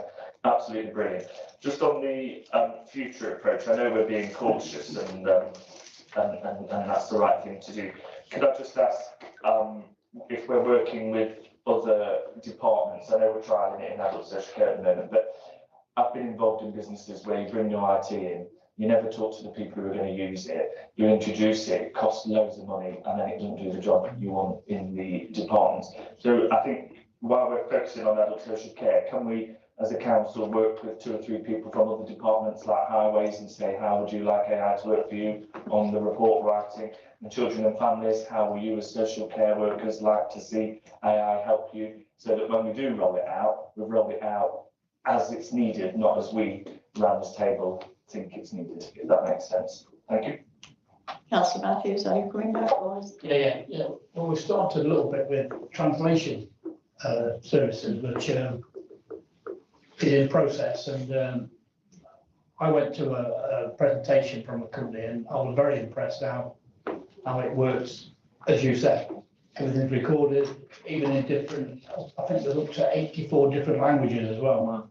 So rather than ringing somebody up to speak on the translation service, you can do it that way. So that's a start, but that's all I can offer at the moment. Dominic, would you like to add further? Yeah, thank you, morning members. So yeah, absolutely. So if we take the 2 types of AI that we've been looking at here, machine learning and the generative AI. In regard to machine learning, we've been focusing specifically with adult social care, doing exactly what you've been saying. From that work, we're currently working with children's, and we're looking to put in an equally ambitious project in regard to children. So we're actually part of the business case about that, and the learning and the staff that we've used within adults, rather than just the technical staff, but actually front-end staff are being involved in that process. So absolutely right.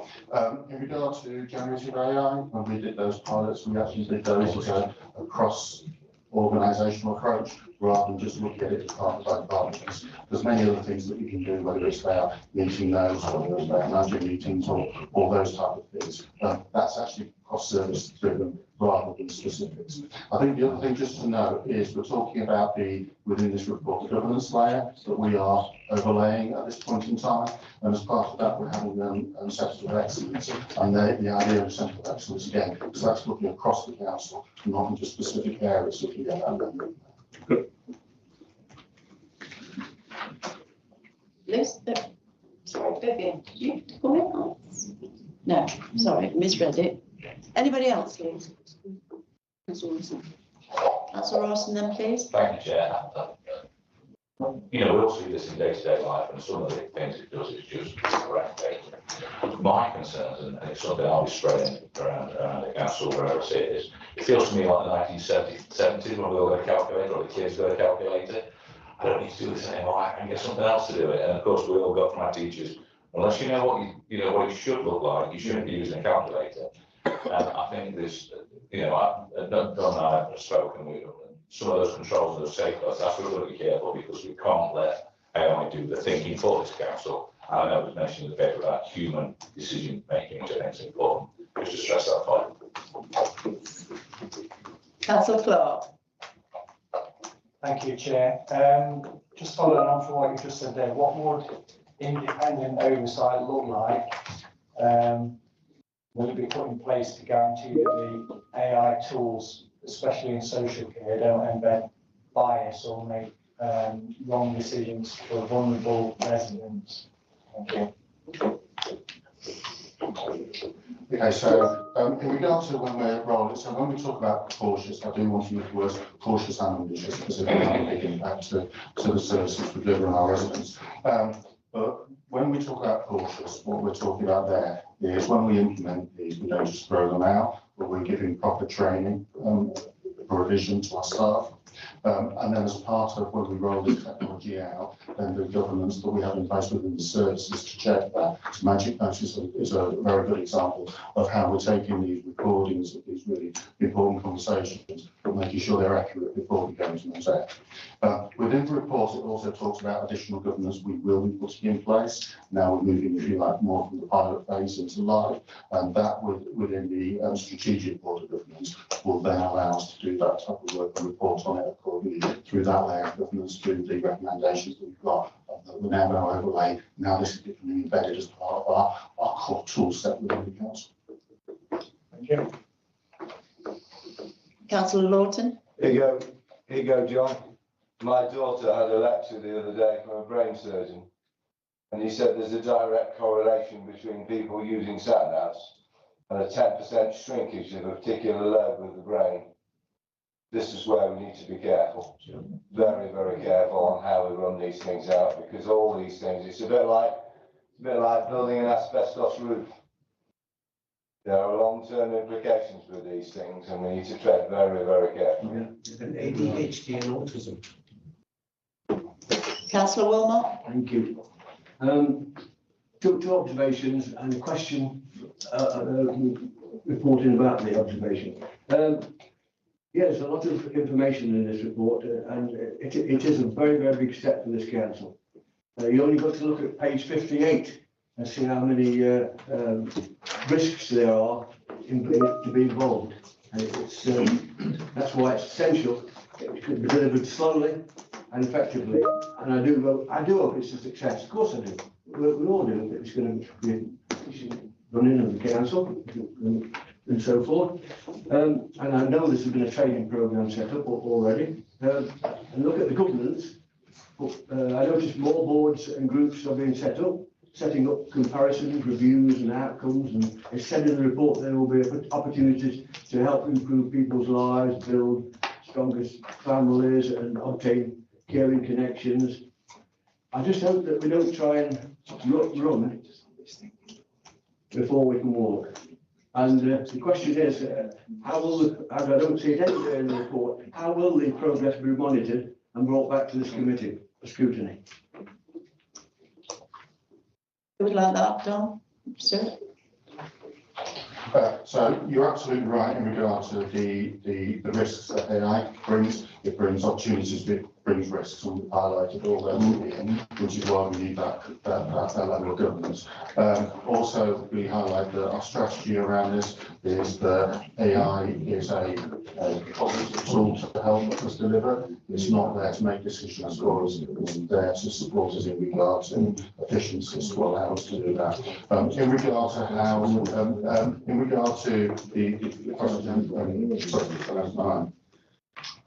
so monitoring, yeah. So in regard to how we implement this, again with detail, because we've got AI, that's great, but everything will be business case driven. We won't just roll it out without specific need. And just like any IT tool, we'll need to have a specific need, a specific deliverable, and specific outcome for us to deliver it on it down. And again, when we come back to looking at putting in place a strategic board, that will then have a strategic oversight and reporting monitoring against this tool set, and both its benefits, but also how we are ensuring we are meeting the risks and highlighting them and managing against them. Thank you. Lucy, would you like to add? So this is a draft priority within the annual delivery plan under the outcome area council listings. So you would, as overview, receive kind of high level reporting of progress under that kind of arrangement, subject to the kind of approval of the plan. But equally, as an overview committee, if that was an area you wish to explore in more detail at a future point, then that would of course be fine.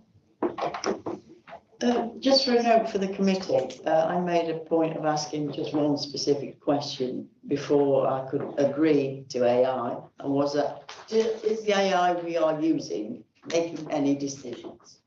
And it is not. It is translating, it is helping speed jobs up, time, etc.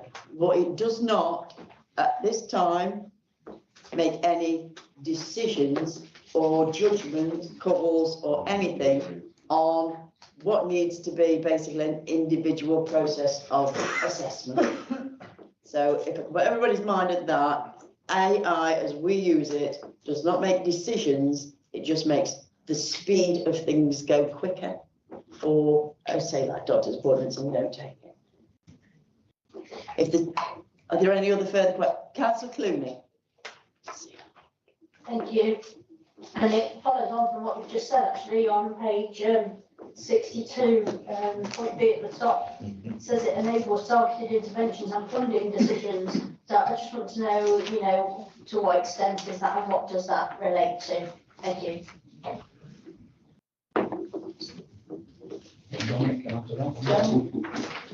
Would you like to answer that? Yeah, sorry. So what we're showing here is that in the future, in where AI could be utilised, so at the moment it was looking through what we've got in the council plan, and where we may want to in future look at how we can support and use AI technology to help us. So at this point in time, we don't have a solution for that per se, but it's areas that we would look at, and coming back to the points, we would then look to business case each of those accordingly. But just ideas of things that we will explore as we move through this technology stack. Councillor Stock. Thank you, Chair. What governance and protocols are in place to prevent people using their own AI subscriptions? I mean, this is kind of my area, and I work in this field, and I use, different ones, Claude, ChatGPT, Gemini, but I'm all on my phone. I could upload any document that the council has into these multiple different AIs, as can any member of the council. What checks and governance do we have in place to either prevent that, or at least if we know it's going to happen, to how do we manage that?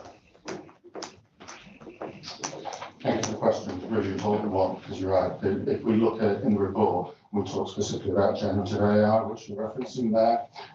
We've got the co-pilot, which is the approach we want to use from the council perspective, because it means that all of the data that we put into co-pilot stays within our environment, stays secure, and can't be used elsewhere. So from an IG and a security perspective, is really important. When we look at other generative AI products, such as ChatGPT, as you said, you're right, anything that's put into there then becomes accessible to the wide world, and then somebody else asks a question, it can consume that. So there's two ways that we're dealing with it at the moment, and this will continue to develop. The first is through education. So we're doing a lot of education, whether that's through bulletins or staff training sessions on that. And secondly, we also have certain parts of technology in place, and as part of our proliferation of AI, we're looking to expand that in. So tools like Purview are there to start looking at how we can categorise our file greatly. So even though we might try to do it, we can turn it off. The other thing we also do is we monitor the types of AI usage that people might be trying to do, and if it's not approved or we don't feel we've got a program from it, again, we aren't a catch up on it, but we do block those as well. So we have a multi-tiered approach, but the whole approach to that, and certainly when we look at the underlying monitoring and the new technology and taking that step forward, that is part of our strategy to protect us as we get through, which will help minimise that. Are there any further questions on this part? James? Not a question as such, but just a point to pick up on your point, Chair. You're absolutely right, it doesn't make decisions, but it is storing data that we all reference to help make a decision, which is why it's fundamentally important that what it records is the right information. Correct. I'm going to turn to Sarah now to give us the updates on this item. Okay, so it's been mentioned that we'll be able to monitor this as a committee through the performance reporting through the annual delivery plan, which we've already agreed is going to be coming quarterly, and whether members are minded to have an update on this in a year's time, something like that, just because it's moving so fast, whether it's a worthwhile thing for committee to have another update in a year. Nods in that. Definitely nods on that. Yes, okay. So make sure I've got all the questions, which I believe I have on this section, and to take a vote of show of hands on the recommendations on pages 57 to 64. Thank you very much. You say you don't need to stay, by all means stay. It's been quite a long meeting.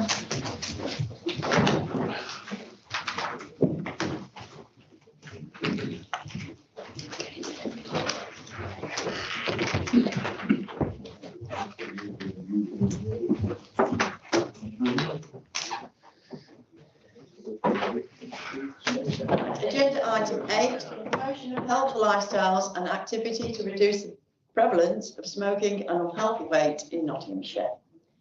If we note the report, please, in the pages 65 to 84 of the agenda pack. And I would like to ask Councillor Dawn Justice, Cabinet, Community and Public Health, to introduce the report. Thank you, Madam Chair. Sorry, it's not on. There we go. Thank you, Madam Chair. I'm introducing the report to provide an overview of the work taking place across Nottinghamshire to promote healthy lifestyle and to reduce smoking, to reduce the prevalence of overweight and obesity, three of the largest preventable drivers of poor health.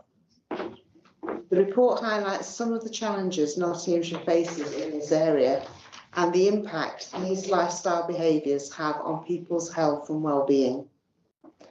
In Nottinghamshire, while rates of smoking are declining, around 1 in 10 adults are current smokers. Over 2/3 of adults and 1 in 4 reception-aged children are overweight or obese, with rates increasing. Almost 70% of adults and around half of children and young people are physically active. Tobacco remains the single biggest contributor to early death, whilst tackling unhealthy weight has the most potential to improve quality years lived with less disability and less ill health. The report outlines the range of work happening across the system to help residents live healthier lives and reduce inequalities. It's no surprise if you look at the data at the back of the pack that there are inequalities across Nottinghamshire, and that's something that we address time and time again. This includes, the report includes details about support from our integrated wellbeing service, early years support and health services for people with the highest level of need.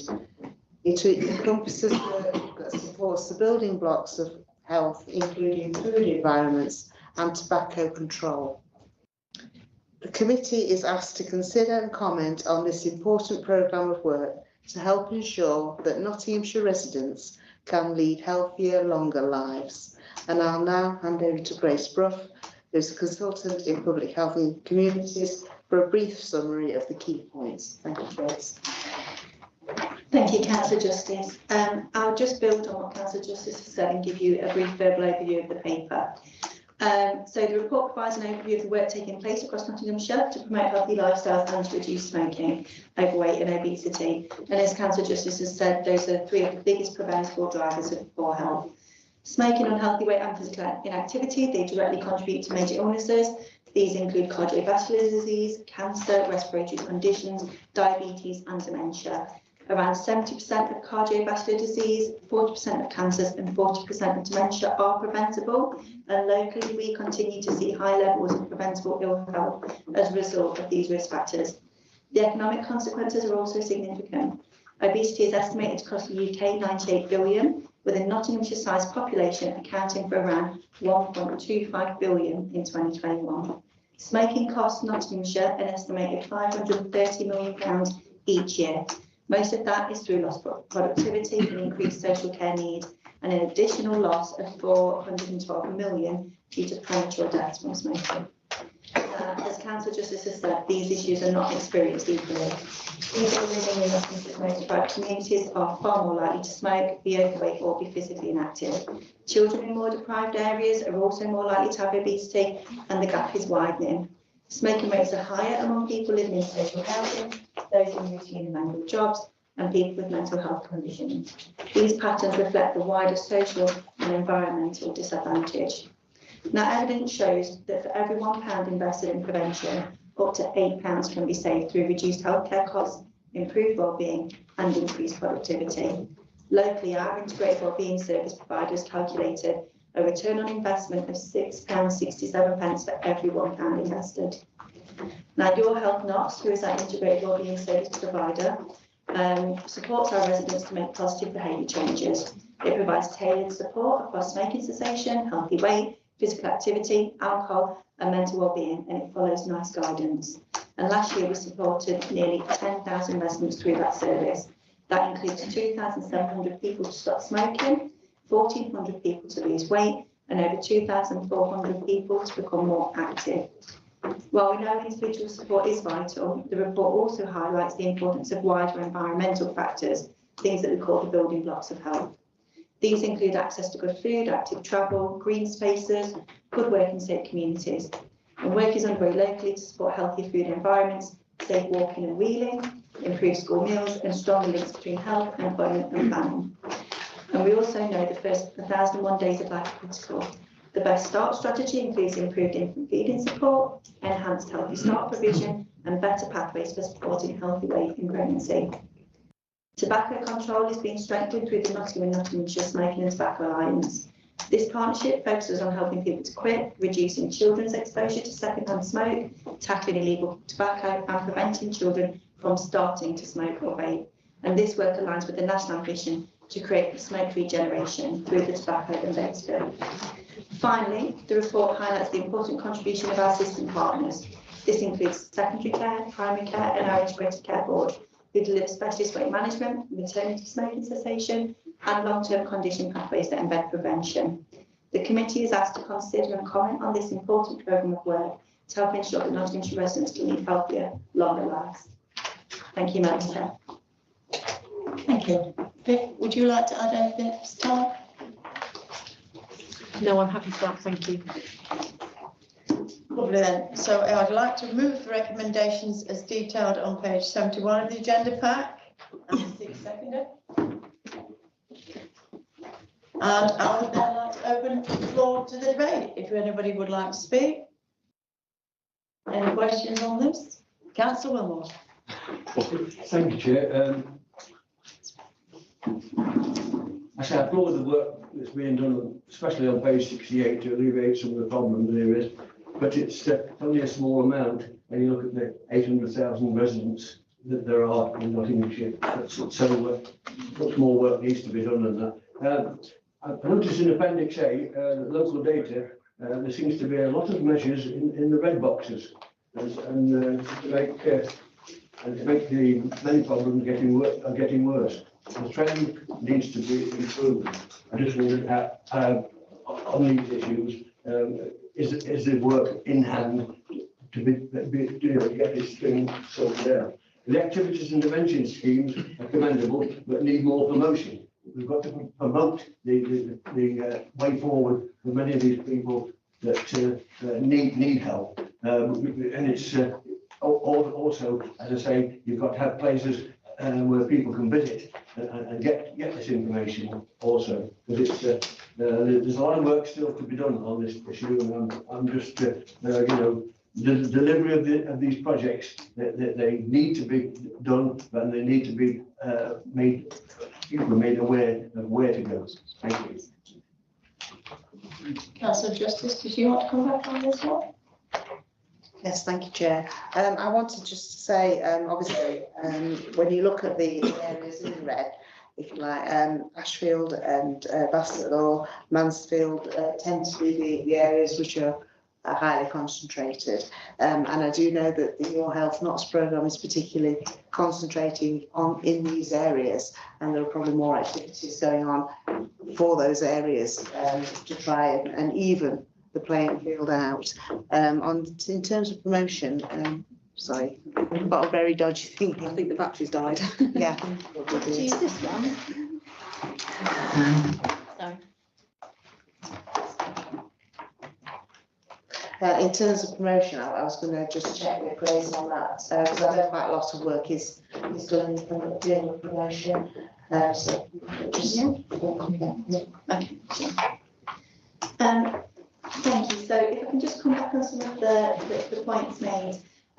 We absolutely do need to be promoting our services to our residents, and we work really hard with our integrated wellbeing service provider and the wider system to try to increase referrals through their doors. So we have lots of work happening around the pathways, and also through our Making Every Contact Count programme of delivery. Now that's where we're training other healthcare workers within the system and the voluntary community sector to be able to have healthy conversations with people so that they can signpost people to things like the integrated wellbeing service.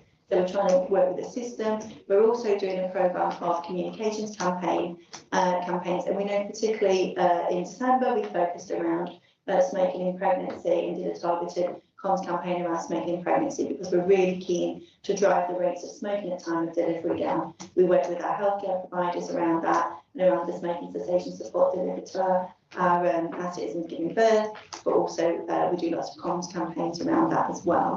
I'm going to hand to Billy in case you've got anything to add there. Thank you, Jason. Thank you, Councillor Justice. So I think you're building on what colleagues have just said. You're absolutely right there, Councillor Wilmot, in terms of this is an area that we would like to do more in. I think one of the things that I'd just like to bring us back to in the previous conversations that we've had at this meeting is around the complexity of some of the issues that we're talking about, but also some of the progress that we have made. So when we're looking at smoking indicators, over the past sort of 5 years, we've seen significant declines in smoking across Nottinghamshire. Some of that aligns with some of the national trend, but some of it is very specific around communities and the work that the teams and broader system partners are doing. We know we've got more work to do around smoking in pregnancy, and there are some specific targeted interventions that are talked about in the paper around what we're doing in that, because we know that is an area that we are seeing higher rates than the England average. In terms of obesity, which is where you're seeing a lot of that, a lot of those areas, this is a real priority for us, and this is an area that we know that nationally we're also seeing those increases in obesity rates. So we're not saying it's right. I think it is just worth being aware that the national context is seeing those increases in obesity and overweight, whether it's in children or whether it's in adults. But these are really complex issues. And we talk a lot, and the paper will articulate the range of different factors that impact around what people's weight are, because we want everybody to have a healthy weight. And we talk a lot in this meeting around the building blocks of health. And so there's lots of links, and what you're seeing there in the chart in the appendix is lots of links with deprivation and poverty, because we know that if you have good, strong building blocks in place, whether that's good education, good, strong homes, communities that support you around you, good employment opportunities, good access to services, and having access to means of whether that's to a local supermarket that will sell good, sustainable food that is healthy, but also understanding that there are some broader factors that impact around us. We talk a lot, particularly in the healthy weight environment, about the obesogenic environment that we're in. And for some individuals, they might be struggling around having their heating or putting food on the table. And we know that there are places where it is more difficult. We talk about food deserts in the paper, where it's more difficult to get access to healthy food that is also in a place that people can afford it. So there's a real complex approach, and it's a real system approach around how we tackle what I would call some of these wicked issues, and certainly healthy weight is particularly in that. So absolutely acknowledge where we're at, and absolutely acknowledge there's much more to do. What I would just say is there's no quick fix on this one, and that we are going to need colleagues around the table and system partners to help us drive and buckle in some of that trend. Thank you. Is there any other questions for this part of the agenda? Good, at last one. When does this information come back? Because I know it's red now and it's going to take a long while to kick in. But if it was, can't say less red because you sound up, but what I mean, if it's gone down or there's been some movement in the figures in that trend, that would be good. Thank you. So we're looking at these outcomes all the time. So colleagues will be able to give you the specific analysis in terms of which particular indicators are updated when, but they're part of the broader framework around the public health outcomes framework. Now, we brought that to you in November, where we brought the whole long list around where we are in terms of our public health outcomes framework. And that is an annual thing that we bring to overview committee. So you'll always have that update in terms of what's the data moving and how quickly is it. Different indicators are updated in a different way. Lucy just confirmed that a lot of this data is updated annually because you don't see those quick changes, because this is complex things, this is system changes, and you don't get that quick win in the same way. But we would hope to see improvements year by year, but some of those indicators are going to be easier than others. So we will definitely bring you updates on the overview broader paper. If you want further information in terms of deep dives and more information like that, we can also we can have those conversations when we look at the work plan for overview more generally. Councillor Clark. Thank you, Chair. It's just a quick one this. We've heard about vaping and vaping is better than smoking and everything, but there is conflicting evidence emerging that vaping is actually bad for the lungs, etc. Is there any work going on to collect that data and make sure in 10 years' time we're not in the same situation with vaping as we are with smoking? Thank you. Does anybody want to take that? Do you want to do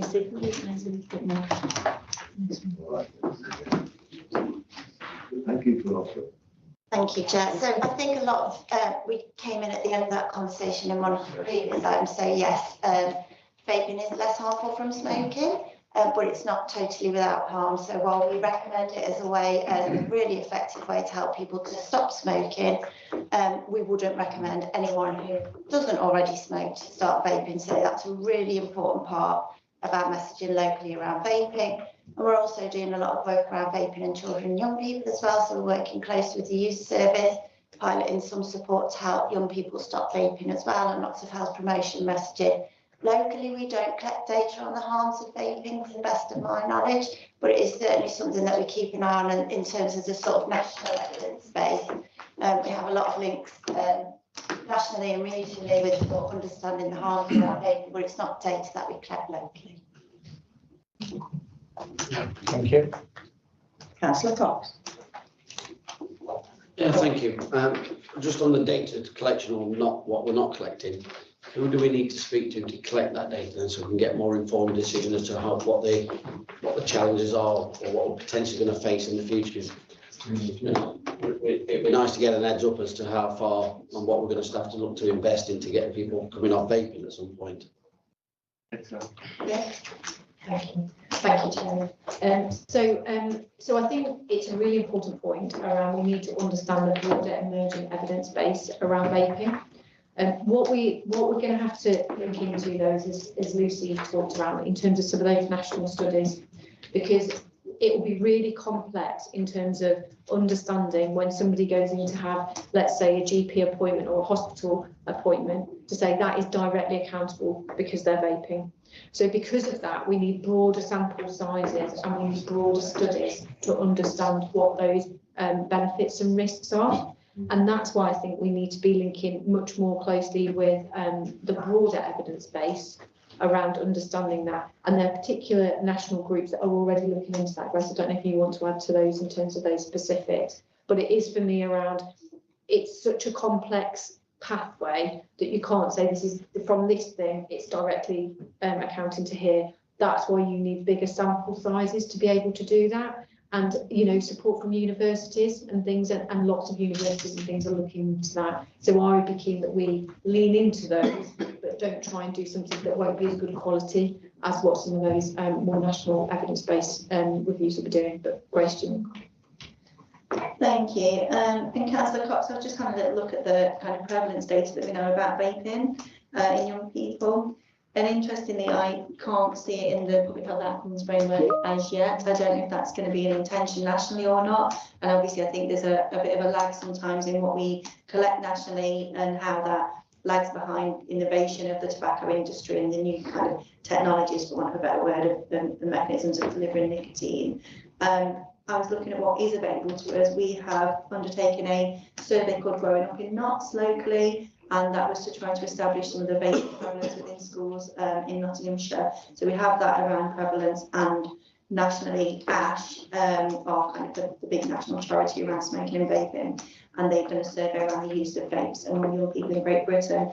But at the moment, it seems to be these one-off surveys of data captured that help us estimate prevalence. It doesn't seem to be built into any national mechanism, and you know, I think we benefit from that actually in terms of prevalence, but it's not there yet, unfortunately. That's great, thank you. It's just my biggest fear, if you like, and I've never been a smoker, so you know, I think the worst thing I put into my lungs is CS spray when I was in the army. But I think if you put anything into your lungs that's not meant to be there outside of oxygen, there's got to be some detrimental effect to that at some point. So futures down the line, whether that's in our time or you know 10 years time, I think we're going to be hit with some kind of shock horror. Vaping's bad for you, and it's given us. It has a carcinogenic effect, and it's given us lung cancer or whatever. So the sooner we can tackle that or identify that and understand that, I think that will give us a front foot to start from, and maybe put in preventative measures now and suggesting we don't take that path and use other options.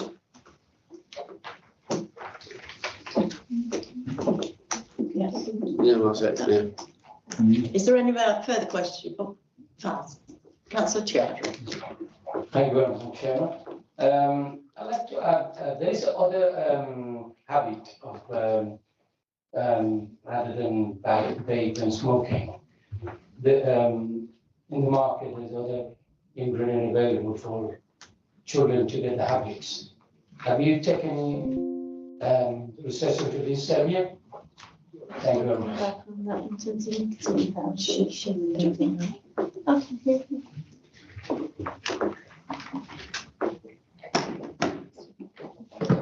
Thank you, Jake. Yes, I think there'll be some opportunities as part of the new tobacco and vape bill to really take advantage of locally sort of restricting access to those products for our children and young people. And we are hoping to use some of our budget this year to do some behavioural insight work with children and young people around how they perceive some of those alternative products, how they view the harms around them, and what messaging we can use to sort of promote the harms and encourage people to not use them. So that is what we're planning this year locally with young people as well. Okay. Viv? Sorry, that's not making it. Thank you. So just to build on that as well, I think it's also really important that we acknowledge the role of our trading standards team, who do a lot of work around working with local business, but also doing a lot of work around reducing the market for illicit tobacco and vaping products and broader smoking products. And we've had some really successful outcomes in terms of the amount of goods that they have seized, and then how they have then prosecuted on in terms of some of those things. So I think there's something about understanding where our what the behaviours are, particularly in our children and young people, and what's the latest trends. But then there's also something to think around how can we try and reduce the access to some of those products on the market as well. So I think it's making sure that we've got that dual pronged approach on some of those. Sorry, can I just? Is there an age for a vapor? What you can buy vapes from? I don't know. It's 18. 16. So it's same as cigarettes. 16 has gone to 18. 18 for cigarettes.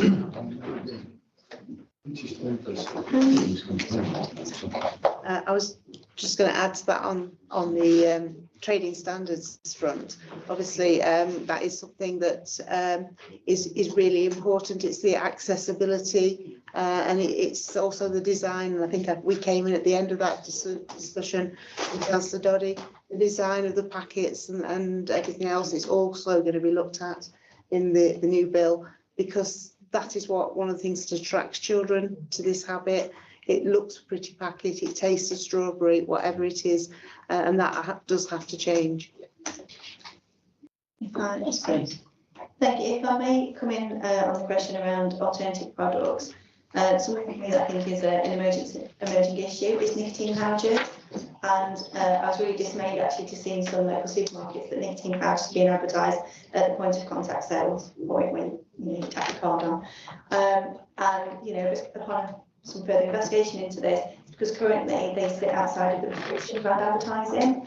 I know that nationally, ASH, the charity ASH are doing some work around trying to lobby so that they do become subject to advertising bans, because as fast as the tobacco and vapes bill is tackling some of the other issues around using tobacco and vapes, these nicotine pouches seem to be circumventing the current restriction around advertising. So there might actually be a role for ourselves in terms of, as citizens or as councillors, to be advocating for the banning of advertising of these emerging products like nicotine pouches.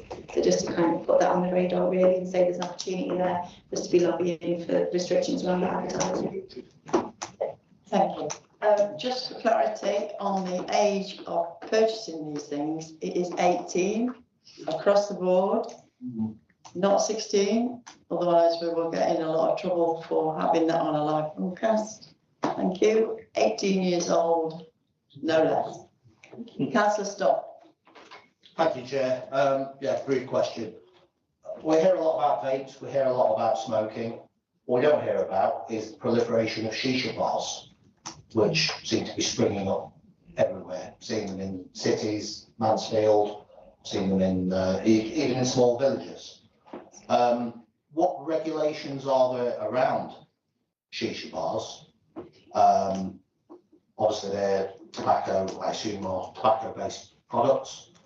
And what education are we providing our youth and children of today? Because it seems to me these places are, you know, very neon signs and, you know, very welcoming, and exactly like you said, there's lots of nice smells and flavours that come out of them. So it's almost a bit like a sweet shop, but you know, shisha, like anything, is a dangerous tobacco-based product. So I'm not hearing anything around that, and it seems that we're getting, I'm seeing more of these springing up in places around our towns and villages, which is something that I never saw perhaps 5-10 years ago. Thank you. Thank you. So really good question to raise, and thank you for raising it. I think I know that with shisha, a lot of that also links into some of our cultural norms in different particular ethnic groups, and we know that we see that higher prevalence of shisha smoking in certain groups than others. I think what we need to do is take that question away, because I'm not, if I'm completely honest, I'd want to get some more information for you in terms of exactly what our situation is in Nottinghamshire, and also think around what regulations we have. Because we know that there's lots of different regulations that potentially our districts and boroughs will have from a planning point of view. But again, I'm not sure of the exact legislation on that. So if it's okay, Madam Chair, we can bring you an update on that, just as I make sure you've got the right information. If that's Thank okay. you. Right, is there any more questions, or shall I go to Sarah for an update? John? Just a quick observation. I think it's time that something happened to tackle all these problems, and getting the NHS, the charities, the police, the councils, the supermarkets all together to talk about the issues, how we can help people deliver themselves into a better society and follow a better way of eating, drinking, whatever it is. But we need to get people on board, all the organisations on board, to make sure that they're tackling their part of the problem. I just wondered if that could ever happen, you know, because it's absolutely essential that we deal with everybody that's involved in all these problems. Thank you. Well, I think the whole committee will agree with you, John. I don't think county council can do that on their own, and it's more like a government thing, but I will defer to the officers. I thought that's what the report was all about, isn't it? Just making a point. Thank you, Madam Chair. So it's a really good point, Councillor Wilmot. I think what I sort of articulated earlier is these are really complex issues, and you're right. The range of interventions link from something at a national level to thinking around those individual lifestyle behaviours. But I would really go back to the factors that influence some of those behaviours, and that for some people have more choice in those factors than others. And we just come back to some of the building blocks of health. So, you know, what are the conditions that we are born, live, grow and work in? Because that creates the conditions that allow us to have more positive or more difficult health outcomes. So, and please be assured that a lot of work is going on in this area, and the paper does articulate that. But this isn't a nut that we're going to be able to crack very quickly. And we need to make sure that we continue to evolve with the cultural norms of the population as well within that. Thank you. Thank you, Viv. Yeah, I think I'd like to wind us up on this. Yeah, I wanted to add to that as well. And one thing that we haven't really addressed in that is that also this can be related to criminality. So the availability of illicit tobacco and cheap products is something that there is that strand to it that obviously there is money in these things. So that is another issue which is difficult to tackle. Thank you. I want to get Sarah to do the update for agenda item 8. Thank you. So obviously we're going to get the annual public health outcomes reported to committee, where we'll be able to monitor improvements, which are annual performance targets anyway. So we'll be able to monitor it through that. And obviously, as we've already had mentioned earlier in the meeting, smoking cessation is included in the delivery plan, so we can monitor that quarterly. And we've had the offer of further information to be circulated regarding regulations, etc., around shisha bars, which we're waiting to receive. If the committee is all happy with that and would like to take a show of hands on the recommendations, please. Thank you. Agenda item 9, scrutiny work programmes. The committee can note the report is on page 85 to 112 of the agenda pack. And this item will be introduced by Sarah. Just short and sweet, nothing's changed since they were last published in January, and obviously we've had a few items that we've agreed to add to it today, so we'll just work those through. Councillor Smith. Thank you, Chairman. What I'm about to say is absolutely no disrespect to the department that we've just been talking about, but the overview committee is a 2.5 hour meeting. We've debated a lot of really important things, finances being a crucial one. I do think on the work programme, if you look at May and July, there's 2 health items, self-harm strategy and the revised joint health and wellbeing strategy. There's an adult social care and health committee. These items, in my opinion, to make sure they get the airing they deserve and engage members, because we've had a 2-hour meeting before we walk through the door. I think those items could be moved to the appropriate committee. And I say that with knowing the importance of what you're doing. It's no disrespect to that. It's just these meetings are long for a reason, and I think that could be amended. And if we do have to, Sarah, receive these reports, because the Constitution says, then we could have them as information reports. And if we wish to ask questions, we could let you know in advance to say we want to ask about this. It would reduce the time. I'm just pleading with that. My other plea is that on the Place Committee, they had a report in December on the Highway Working Group review, and they had an update in December, but it's not scheduled for any period of time in advance, and obviously the works will be carried out from April. So could we suggest that the Place Committee have that report again that they had in December in about June time? Thank you. Councillor Bestwick. Thank you, Chair. Mine is just if we could encourage the Children and Families Select Committee to look at the number of send places on an ongoing basis. So when I was doing the work for my alternative budget, I found that there's over 300 children who have an EHCP who do not have a send place, and they're waiting for well over a year, and a year in a child's education is an awful long time. So I know that the current administration want to look at this. I know they want to reduce send transport costs, and obviously by having children at a send hub more local to them, that does help. But can we ask the Children and Family Select Committee to review those numbers on a regular basis and see what the administration is doing to reduce the waiting times, please? In addition to the existing one that is about outcomes on send.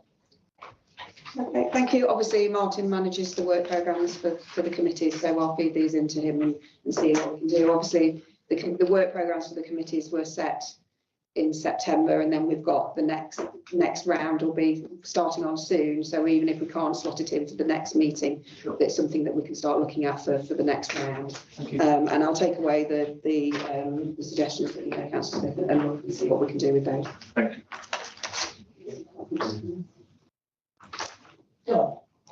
Just to say in response to Councillor Smith, obviously these are very long meetings, and I realise we're coming at the end, and perhaps you know, it would be better to have fewer items on the agenda, but that's just the way it works, isn't it?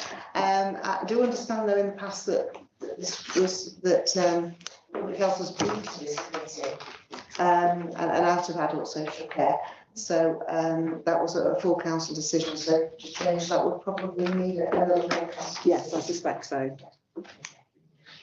I say, not to remove you. If anybody wants to remove you, can do it. Or just review the way that the information is presented is possibly a thing, but we're coming up to May full council again. We've probably only got another meeting, so it could be a suggestion to move forward. We've trialled you for 1 year and we'll see how we would like you to become to us in the future. So I thought the suggestion was that it would sit within the adult social care. Yeah, we'll review. Yeah. I just think. We'll review that. Councillor Clark. I'd just like it on record that I disagree with that actually, surprisingly. This week we had the privilege, myself and Councillor Cox, to go on a mental health first aid course, and where suicide and self-harm was covered extensively, and we saw figures where it's like this, some staggering figures, and it's also said that the reported figures are probably lower than the actual figure in the way that it's reported through the coroner and all that stuff. One second. So I feel that it's an important area that all members should be aware of, because it's a real challenge in this environment. So I would like to keep it on just for the next one. Councillor Justice. Thank you, Chair. Yeah, I do agree with Councillor Clark, and I think that probably the move to this committee is because some of the themes, or most of the themes that we're dealing with in public health, are very cross-cutting, and so that it probably sits better in a committee, in the overview committee for those reasons. And I take on board what Councillor Clark's just said, and I think that absolutely illustrates that point. Thank you. I'm sure we will discuss it at a future meeting. That sounds like a good idea, Madam Chairman. And if everybody is happy, I would like to close this meeting. Oh, sorry, Councillor Clooney. I do apologise. I apologise, I've got to go because I've got another meeting at 1 o'clock. Yes. Okay, thank you. Just to say that I have requested from the Place Select Committee, we've all had big issues with the state of the roads, etc. I do ask for it to come, that we had some sort of feedback, or report asked the client to come in actually in March, but they said they didn't have time to put it on the agenda for March, so it would go to May, but I can't see it on the May agenda either. Yes. Councillor Brown? Yeah, I did reply to Councillor Clooney, and it's under discussion with Martin and myself to try and get it on that agenda. Okay, thank you. Anything further, ladies and gentlemen, so as I may close this meeting? Thank you. Thank you. Thank you. Yes, you're done.